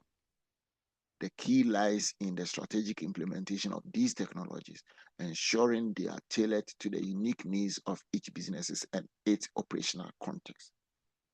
I told you, and I keep saying that all these things that we are, learning doesn't have a format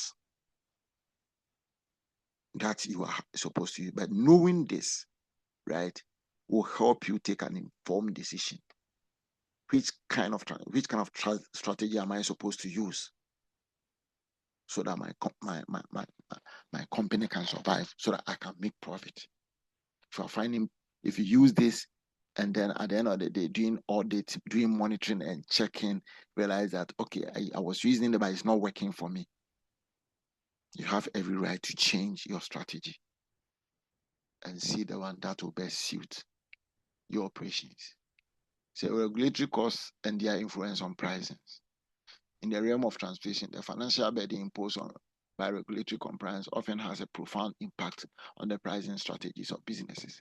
These regulations, which can vary significantly across different regions and modes of transport, serve to ensure safety, protect the environment, and maintain fair competition. However, they also introduce a range of costs that must be absorbed by transport providers and ultimately pass on to consumers. Safety regulations. For instance, stringent safety standards may necessitate investment in advanced equipment or training for personnel, which elevate operational expenses. A trucking company, for example, might need to install electronic logging devices to comply with hours of service regulations, leading to an increase in the cost per mile charged to customers. Right? In America, the drivers, who apply for long distance, like Richard said, they have trackers in their car because they are saying that maybe if you drive every 12 hours, you have to rest, or every 6 hours. If you drive continuously 12 hours, you have to rest. There are people, safety officials that are checking. They have to in their system. So when you get to some point, they will stop you and find out if you are complying to that safety regulations, because they may know that if you drive for long hours, you get tired. And if you don't rest, you can have an accident. And by so doing, if the driver is supposed to get there, if you are paying per hour, and the driver is supposed to use maybe 12, 13 hours to get there, because the driver is resting in between time, it will increase the number of hours that the driver is working, and you have to pay the driver. And environmental regulations.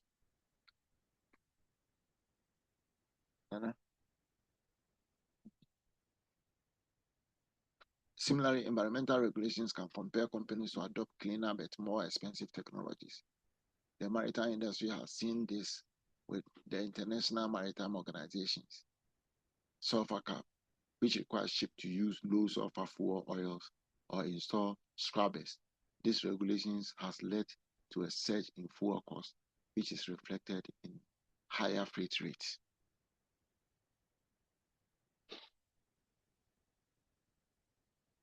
You see, but we are lucky that Richard and Co, they are not facing all this fuel emission and other things. In Ghana, they don't check.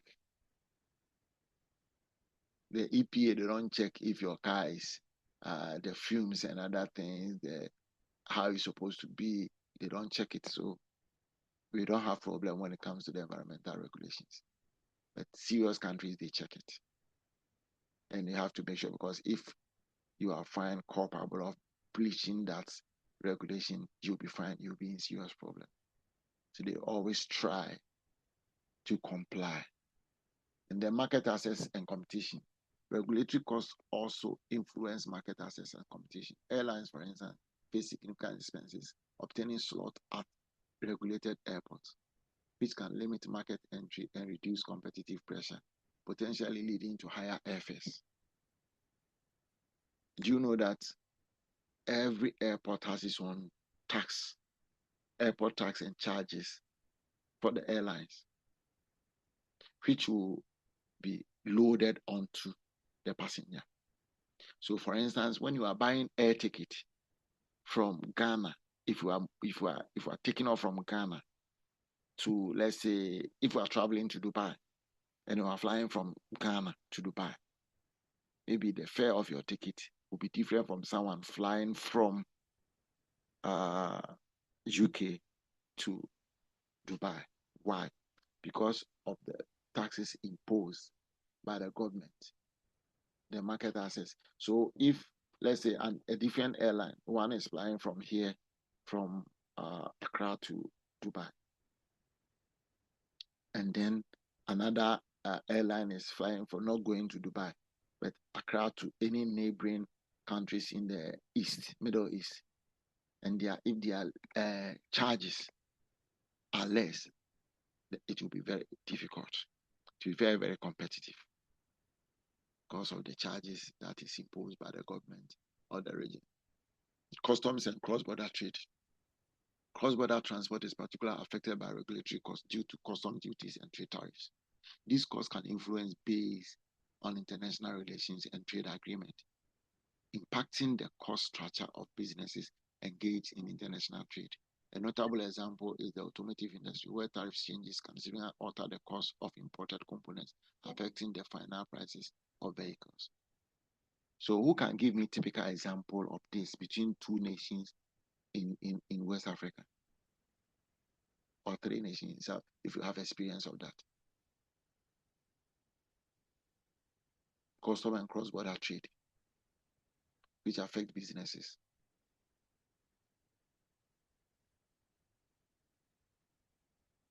Does anyone, have an idea about this? Yeah, Doc. Yeah. So I think the initial example you were giving, the costs or let me say the taxes that are charged at the ports, at the airports, differs from one country to the other. So I remember I boarded the flight from Accra to Dubai at the time. So the flight came from Abidjan to Ghana. I met a lady in the flight and we were talking, and I was looking at her ticket and I saw some few things. And I realized, the ticket from Accra to Dubai was like so expensive. From Ghana to Dubai was so expensive, whilst the flights rather came from Abidjan to pick us from Accra. Then I was checking, I was asking questions, and they told me there's a lot of taxes that we impose on some of these airlines in Ghana, which is way more than almost all the airports in West Africa. So traveling from Accra is very expensive than any other country in West Africa, so far as taxes are concerned. Yeah, so I attest to what you were saying. Okay. I'm talking about even customs. Thank you very much for this example. Like, for instance, in West Africa, Ghana is very expensive. Ghana is very expensive, and Accra can be the most expensive city in West Africa. When we are talking about customs and cross-border trade, do you know that goods port charges in Nigeria, in Togo, in Abidjan are cheaper, far, far, far cheaper than our port charges in Ghana? Do we know that? Togo is Yes, duty-free. Doc. You pay only charges, handling charges and other things. Nigeria, they pay duty, but not as much as Ghana pay. So if you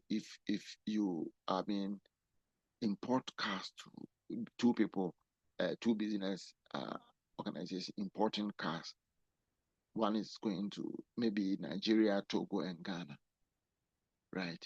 Let's say MTN importing cars. They are in Togo, they are in Nigeria, they are in Ghana, right? Or they are importing equipment. The amount they will pay as far as custom duties are concerned in Togo and Nigeria will be far cheaper than the one they will be paying in Ghana. Therefore, their operation in Ghana will be very expensive. But I don't want it because at the end of the day, it will be offloaded onto the consumers. So that is another problem when you are dealing with logistics. The country, Ghana, is very expensive as far as our port charges, anything, everything in Ghana is very expensive. It's an expensive country. Insurance and liability. Regulatory concerns concerning insurance and liability are also add to the cost of transport. Higher mandated coverage limit increase insurance premium. Big transport companies must factor into their pricing models. The equipment for comprehensive liability coverage in the event of accident or cargo damage is another cost that influences pricing. Through these examples, it becomes evident that regulatory costs are a critical component of the transport cost structure. They not only shape the direct expenses associated with compliance, but also have broader implications for businesses' strategies and competitive dynamics within the industry. as businesses plan for expansion, understanding and managing these regulatory costs is essential for developing effective pricing strategies that balance profitability with market competitiveness.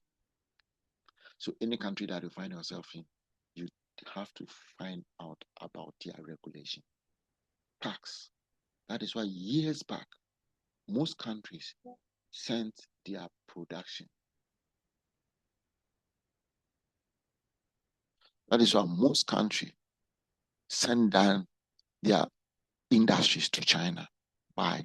Because labor is cheap, taxes, and they were doing that to open up for foreign investors. Right? Most countries, because most businesses, they speculate, they look at which country is okay. But because in Ghana, regulation is not well, what they do is that when they come and enjoy that tax rebate and incentives, at the end of the day, if it is for 10 years like MTN, if you look at the history of MTN, it's just recently that MTN, maybe they've changed it, but before it started with face to face, it started with what? Different names. What do? They are smart in such a way that if that time is about to elapse, what do? They sell the company. And then the other company also enjoy that tax incentives. But some countries has made it across board. So you can enjoy that. And they make sure that you employ their staff, you pay all your taxes. They do everything possible so that you cannot dodge any taxes. And then you can operate smoothly and freely in that country. And then give them money. Optimizing for expansion. In the realm of business expansion, the pivotal role of logistics and the judicious selection of a strategic location cannot be overstated. These elements form a backbone of a company's operation efficiency and are instrumental in minimizing transport costs, which in turn significantly influence the overall cost structure. The interplay between location and logistics is a dynamic one, where each decision make is one area invariably impacts the other. So what is proximity to key market? Establishing operations close to primary market or consumer bases can drastically reduce transportation expenses. For instance, a manufacturing plant located near its largest market can cut down on fuel costs, delivery times, and even packaging needs due to shorter transit distances. Access to transportation network. A location well connected to major highways, port, and rail lines ensure that products can be moved swiftly and cost effectively. Consider how a distribution center at a crossroad of transcontinental trucking route can leverage this connectivity for expedited shipping. Right. So when we talk about proximity to key market, you realize that Chinese are very smart in such a way that when they are bringing product in your country, they realize that the market is high. What do? They establish their production plant there. Now, I've come to realize that Chinese are producing tiles in Ghana. It is good for the country though. If they are employing the staff, paying them very well and taxes, they realize that, okay, we shipping them from China to Ghana, paying all this freight. What about we establishing there? We can get the raw materials even very cheap and produce it there. And for that matter, all these transportation costs and everything will be cut off and will maximize profit. And they also make sure that there is an access to their transportation network. So most countries, what they go like, for instance, this Planets and Planets, what is the name? Ibrahim Mahama's mining company. Engineers and Engineers. planners. Engineers and Planners, thank you. Engineers and Planners. What is he doing? He said he's constructing a road. He's a very smart businessman. though he lives in the country, realized that a good road network will enhance his business and performance in the area. And then building an airport because he has a private jet, right? So a proper transportation network is also must a plus where you can have access to major road. So it will enhance your distribution network as well. And you can maximize profit. Regulatory environment. The local and international regulations can have profound implication on transport costs. Areas with favorable trade agreement and tax incentives can lower the financial burden. An example is a business that set up shop in a free trade zone, thereby benefiting from tariff expansions, for which our Chinese people and other, they do it a lot. A free trade zone, instead of giving it to the locals, they give it to the foreigners. And they are benefiting from the goods that they import there, they don't pay taxes. Scalability potential. A strategic location offers room for growth without the need for relocation. A tech company might choose a campus in a tech park with pre-approved plans for expansion, avoiding the disruption and expense of moving as it grows. Labor availability and costs. The local labor market affects both the operational costs and the efficiency of logistics. A warehouse in an area with a skilled workforce may have higher wage costs, better productivity, offsetting higher initial labor expenses with gains in efficiency. So, as you are saying, some companies will go in for a cheap labor. Some will think of the brand name, the quality. That's why most companies going in for people with higher knowledge, especially the tech industries. The tech industries, because they know that given that huge amount of money, they know what they can tap from their staff, that particular staff. Therefore, to enhance efficiency and to boost the image of the company, they will just make sure that they get that labor, that high skilled labor, to boost their image, the image of the company, irrespective of how much it costs. Other companies might think that, okay, we don't need much high skilled labors. Let's get the management level, high skilled, pay them well, and get low level employees that can work, and then we pay them less and maximize profit. And then supplier networks. Being close to supplier can reduce lead times and inventory costs. A food processing plant must be located near agricultural zone to ensure fresh produce is readily available, reducing the need for extensive warehousing. And then customer service and satisfaction. The ability to quickly respond to customer needs and provide timely deliveries can enhance customer satisfaction and loyalty. A retailer with multiple regional warehouses can ensure next day delivery services staying competitive in the market. So as I told you earlier on, that is why Amazon, through their research and other, decided that, okay, let's see how best we can do one-day delivery.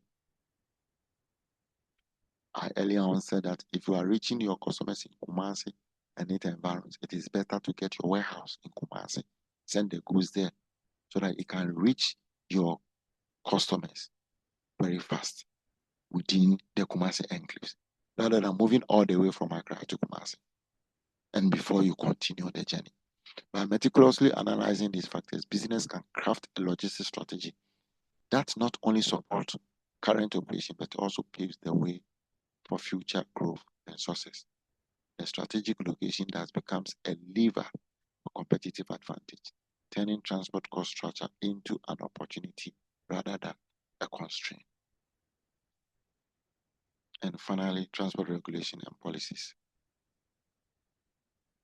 So we have few transport regulation and policies that in logistics industry you have to comply with. So transport regulations in logistics encompass with a wide range of rules and laws designed to ensure the safe and efficient movement of goods across various modes of transport. These regulations cover everything from vehicle specification and weight limits to safety standard and environmental guidelines. It also addresses import and export procedure, custom duties, and trade restrictions impacting international logistics. So below is a breakdown of such regulations, vehicle regulations. This includes rules on the types of vehicle permitted for specific goals, weight and size limitation, and safety requirements like vehicle inspection and driver qualification. So in Ghana, they have as a weight, right? Richard, Yes, Doc. your fleet of transport go through this as a weight checking and all those Yes. things when they are moving from. Yeah. So Yes, yes, they do. You can't load the car above a certain weight. So they do Yes, all these things to regulate yes. it. So And then the weight is stated on their weight bill. yes, okay. And route restriction. Some routes may have specific restrictions, such as weight limit on bridges, height restriction for trucks, or designated routes for hazardous goods. But in this our country, it is a no-no. I think last week, Tony made mention of the low bed and high use the N1 Ichowulu traffic light and the Achimoto overhead. We discussed about this last week. We don't comply to these things. They even in some countries there are sometimes these big trailers cannot ply the road. In Ghana, previously it was there after 6, the cars were parked. Wherever you find yourself at 6 o'clock, you have to park. You don't ply the road at night. But this time around, it's not working. Hazardous goods. Strict regulation govern the transportation of hazardous materials, covering packaging, labeling, transportation methods, and emergency response protocols. But these things, they are there, but not in the industry, you may not know, but they check it. But one thing is that, these our officers who are supposed to check them after they arrest you, just open your palm and then there you go. They will allow you to move. Therefore, the compliance is not high. Many people don't comply because they know that when they get arrested, they can pay their way through and then there we go. And in some countries, it is being enforced, strictly enforced. And if you are fined cover for, they will punish you.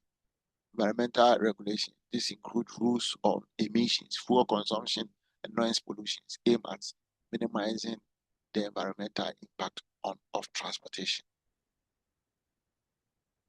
That one too in our country, you see most cars who are full emission and the exhaust, but nobody cares. To bypass our who is our police officer here? I've forgotten his name right now. Our CID officer, are you there? Godwin. Okay. Yeah, please, Godwin will I'm here. see. The MTTU people, the MTTD people will see this car meeting this, but they don't care. They don't care. The laws are not being enforced. Not that we don't have them. God will tell you that we have the laws. Very, very, we have the laws. But the enforcement of the law is a problem. The international trade regulations. This involves rules on custom declaration, import duty, trade quotas, and sanctions, which are essential for international logistics. Driver regulations cover working hours, breaks, and licensing requirements for drivers, ensuring safety and preventing fatigue. I told you earlier on that in US, in UK, and other countries, drivers shouldn't drive for a number of hours. So if you drive within that time, you have to park and rest, right? So these laws are being enforced, but Richard and Co, they don't enforce this law. A driver can drive from here to Elupo. If you take him 12, 13 hours, the driver will be driving. At the end of the day, you see a lot of accidents, and most of them is caused by drivers that are sleeping on the road. Yes, with all Doc, these VIP, yeah. sometimes the drivers beg me that I shouldn't let them cross, but the companies also says they should go. Yeah, that is what I'm saying. They don't enforce it. But Yes, you're right. In every country, the companies would like to maximize profit, right? So they do it. It will surprise you that even those in the US, they have hackers who will clear, who work, they pay them. So at every, if it is 12 hours, they make sure that when it is about getting 12 hours, they wipe the number of hours that the driver, because they have it on the cars. They wipe it off and they will be driving. So when you see the laws, people can break the laws. Everybody can want to break the law. Developed countries everywhere. But for them, they enforce these laws. In our country, we don't enforce the laws. So the drivers would like to rest because the company, they don't want to pay for that longer hours. They will push them to move. But if there is law punishing them for that, they will comply. So not that we don't have the laws, but we don't enforce these laws. Compliance, adhering to these regulations is crucial for avoiding fines, penalties, and legal issues. Yes. So we don't enforce it. Nobody will comply. And efficiency, understanding and complying with regulations can improve the efficiency of logistics operation, including optimizing route and reducing delays. And then look at safety. Regulations, okay. Regulations ensure the safe movement of goods and personnel, minimizing risk in transportation. And then sustainability. Compliance with environmental regulation contributes to sustainable logistics practices. I think we finish. We have this and this. So for these two, you can read them on your own, right? Rosita. Yes, Doc. You have these two slides. Tony. Okay. Tony. Yes, Doc. We are left with these two slides. The replication of non-compliance. Yes, which is this. This is self-explanatory. I'll make it very good. simple. So you tell your people we will end here with this slides. Then we go to our final slide so that by next week and then a week after we can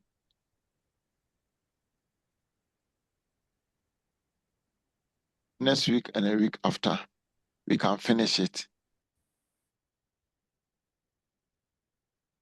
And then so that we can have time for some discussion before revision. Because we have 3 weeks left, right? We have 3 weeks classes. Yes, Doc. Yeah. So maybe when we start the next session, the third session next week and the following week we can finish. If we are not able to finish our face-to-face, we will wrap it up and then discuss some questions so that we can be good to go. Or if we realize that we can finish, then maybe our next question will discuss some what do you call it, depending on how far we can go on next week. The following week we can discuss some case study questions and then we conclude on it on our face-to-face class. And then revision week can have time to revise. Okay. Okay, Doc. Thank you. So it's nice having you here. But sorry for everything. Sorry for whatever, me leaving my mic on and then ranting. And me being today, I'm very tired. For the past 3 days, I've not had enough rest. I've not slept more than 3-4 hours for the past 3 days. So I'm really exhausted. So I'm sorry for everything. We'll pick it up and then bounce back. You take us to Kempinski, that's all. Come again. Yes, Doc, when are you coming? You take us to Kempinski. But you people owe me Kempinski a lot. But why should I take you? Then we will offset it. Because to offset it so that at least we'll be on a level playing ground. No. Because you owe me more. So if we use one to offset, the remaining ones is there. For face-to-face class, Kempinski should happen. Either they bring in takeaway, otherwise. Talk about that one. We'll do that for you. We'll do that for you. Owing the whole Don't worry, you class. get check. I don't like check. Tony is owing the whole class. Tony, Honey, then Yes, please. you hear it. And then I know Sarah Sarah will not be around during the face-to-face class.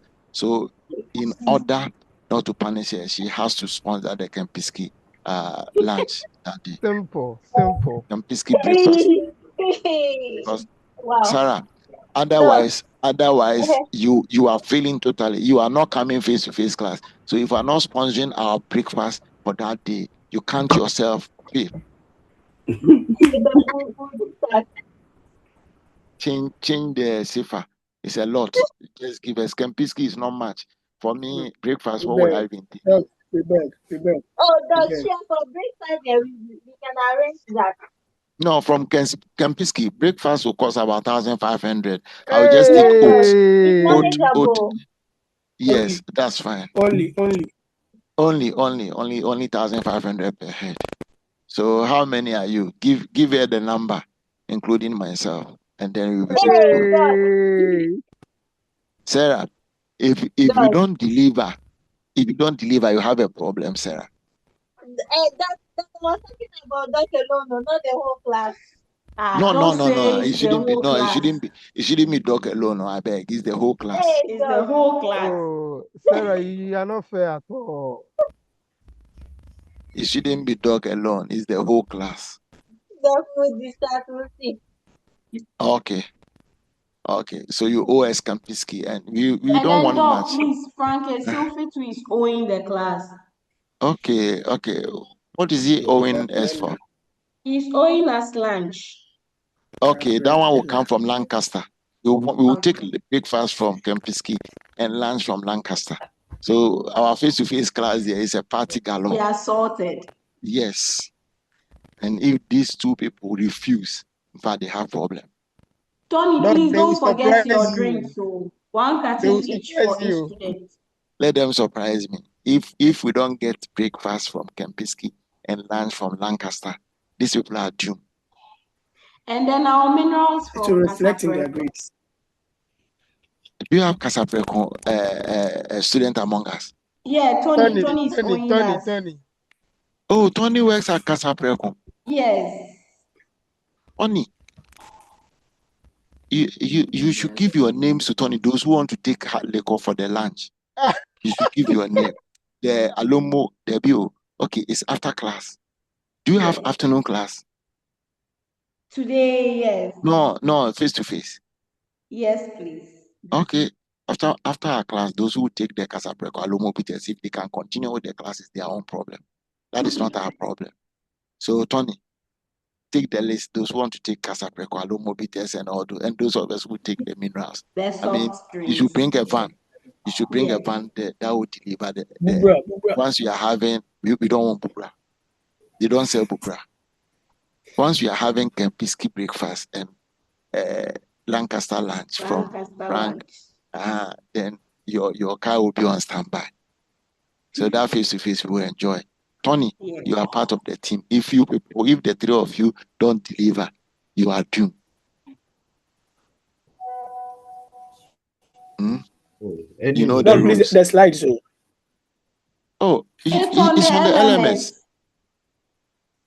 Hey, I'm not being able to access it. So please, if anyone has it, kindly put it on the group page for us. Some of us are born before computers. Okay. All right. See you guys. It's nice having you guys. Nice having you too. Thank you, Doc. Okay. Doc. Meet next week. See you. Okay, bye. Doc. Hello. Oh, please, my final message to you. We want to thank you for today's lecture. The discussion on the sustainable practices was really helpful to us, and I appreciate how you link the concept to practical applications. So we are very grateful for the insights. We are looking forward to the next session next week. Thank you, Tony. Tony, you are giving me advice. This is rat poison. You see, I love it. I love it when my students appreciate me. But this one, dear, Tony, is rat poison. You are trying to convince me that if the face to face, you don't bring the Casapreko pan, that means I will spare you. Tony, I appreciate everything. I appreciate all your leadership. Trust me. I like your leadership. I mean, the skills, everything. Because Tony sent me private message even when lectures are going on. Trust me, he's a very good leader. Your leader is very good. But I have different class reps, but his leadership style, trust me, I like it. When lectures are going on, he send me private messages. I mean, if there are certain things that has to be done, he's a good leader. He's always fighting on your behalf. I also appreciate all of you. But whether you like it or not, face to face, there should be a Casaprecupa. You will not listen to whatever you are saying. We love it. I mean, I appreciate it, but the ban has to come. I'm not the whole problem. Okay, I'm say, you never come from near failure. Or not bring it. You, Frank, and then Sarah. Face to face, you should let us enjoy. Some will go off without attending afternoon classes. Like the Frank and Co, those who like the Alomo Bites and so on and so forth. So it's nice having all of you. I enjoy, I mean, teaching you students. You are very interesting and your contribution also. I love it. I will continue with Rosita and go. Rosita people, they don't talk. And Oh, Doc, we have been talking. Oh, you don't talk. Oh, we do. We talk a lot. No, it's true. Rosita doesn't like talking. We were the people talking. It's true. It's I true. We've been note missed. your names down. I note your name down when you are contributing. And generally, Oh, Doc, we did. nobody contributes. Doc, we Okay, can then go back these and days give you when the we are list from our talking, first lecture. How we contribute a lot. I'm fine. We can give you the list. I like the word. When you're grateful, some grateful with the edge. Then these days we'll be adding our cohorts when we are about to answer the question. Oh, when we've got into it, won't work. It will We work. will go back Isaac and give the list to Doc because we have the record. So we will give Doc the list to know that we contribute a lot. Current affairs. Okay. All right, See you guys next week. Okay, Doc. Thank Have a you very great much. day. Bye. Nice day. Thank you, Tony. We appreciate you as well. You are all welcome. Please, I would like to entreat you all to engage in your study groups. Okay. Yeah, soon exam will start. So we don't want to wait till last minute. So I'm entreating all of you, kindly form study groups. Okay. It will be very helpful when you do that. Maybe you can do it like 4 or 5 in a group. That will be helpful. Okay. So you discuss among yourselves the time that you will meet, and then so you can and then go through the slides too. Okay. Those who can access the soft, is it Loft app, the GCTU e-library. Kindly go through and see if you can get some materials or some past questions from there. Okay. All right, thank you so much. Oh. Hello, Tony. Thank you. Tony, please, we appreciate the slide for us. Please come again. A slide. Okay, I'll post the slide on the general page. Okay. Thank you. Thank you. You're all welcome. Tony, don't forget to the drinks. Ike, you won't take some of the drink. You are blacklisted. Rosita, you have been missed. You know that. And don't like that. I'll meet you back door. I'm coming to fight. Please, let's have the rest of our discussion on the page and also prepare for the next session of it. Tony, why are you sacking us? No, our session is being recorded, so let's do everything. We have paid fees. We have paid fees, so they have to. All this thing is part of the fees now. Okay. Yes, but the session is still recorded. So let's have this discussion on our general page. We're supposed to have ended 12:30. Why is it still recording? Okay. Because you don't want it to end. Good afternoon. And Ike, we are going to the logistics courts. Okay. Today, it rained yesterday, so it's out. Because all of you owe me so below. The court has been flooded.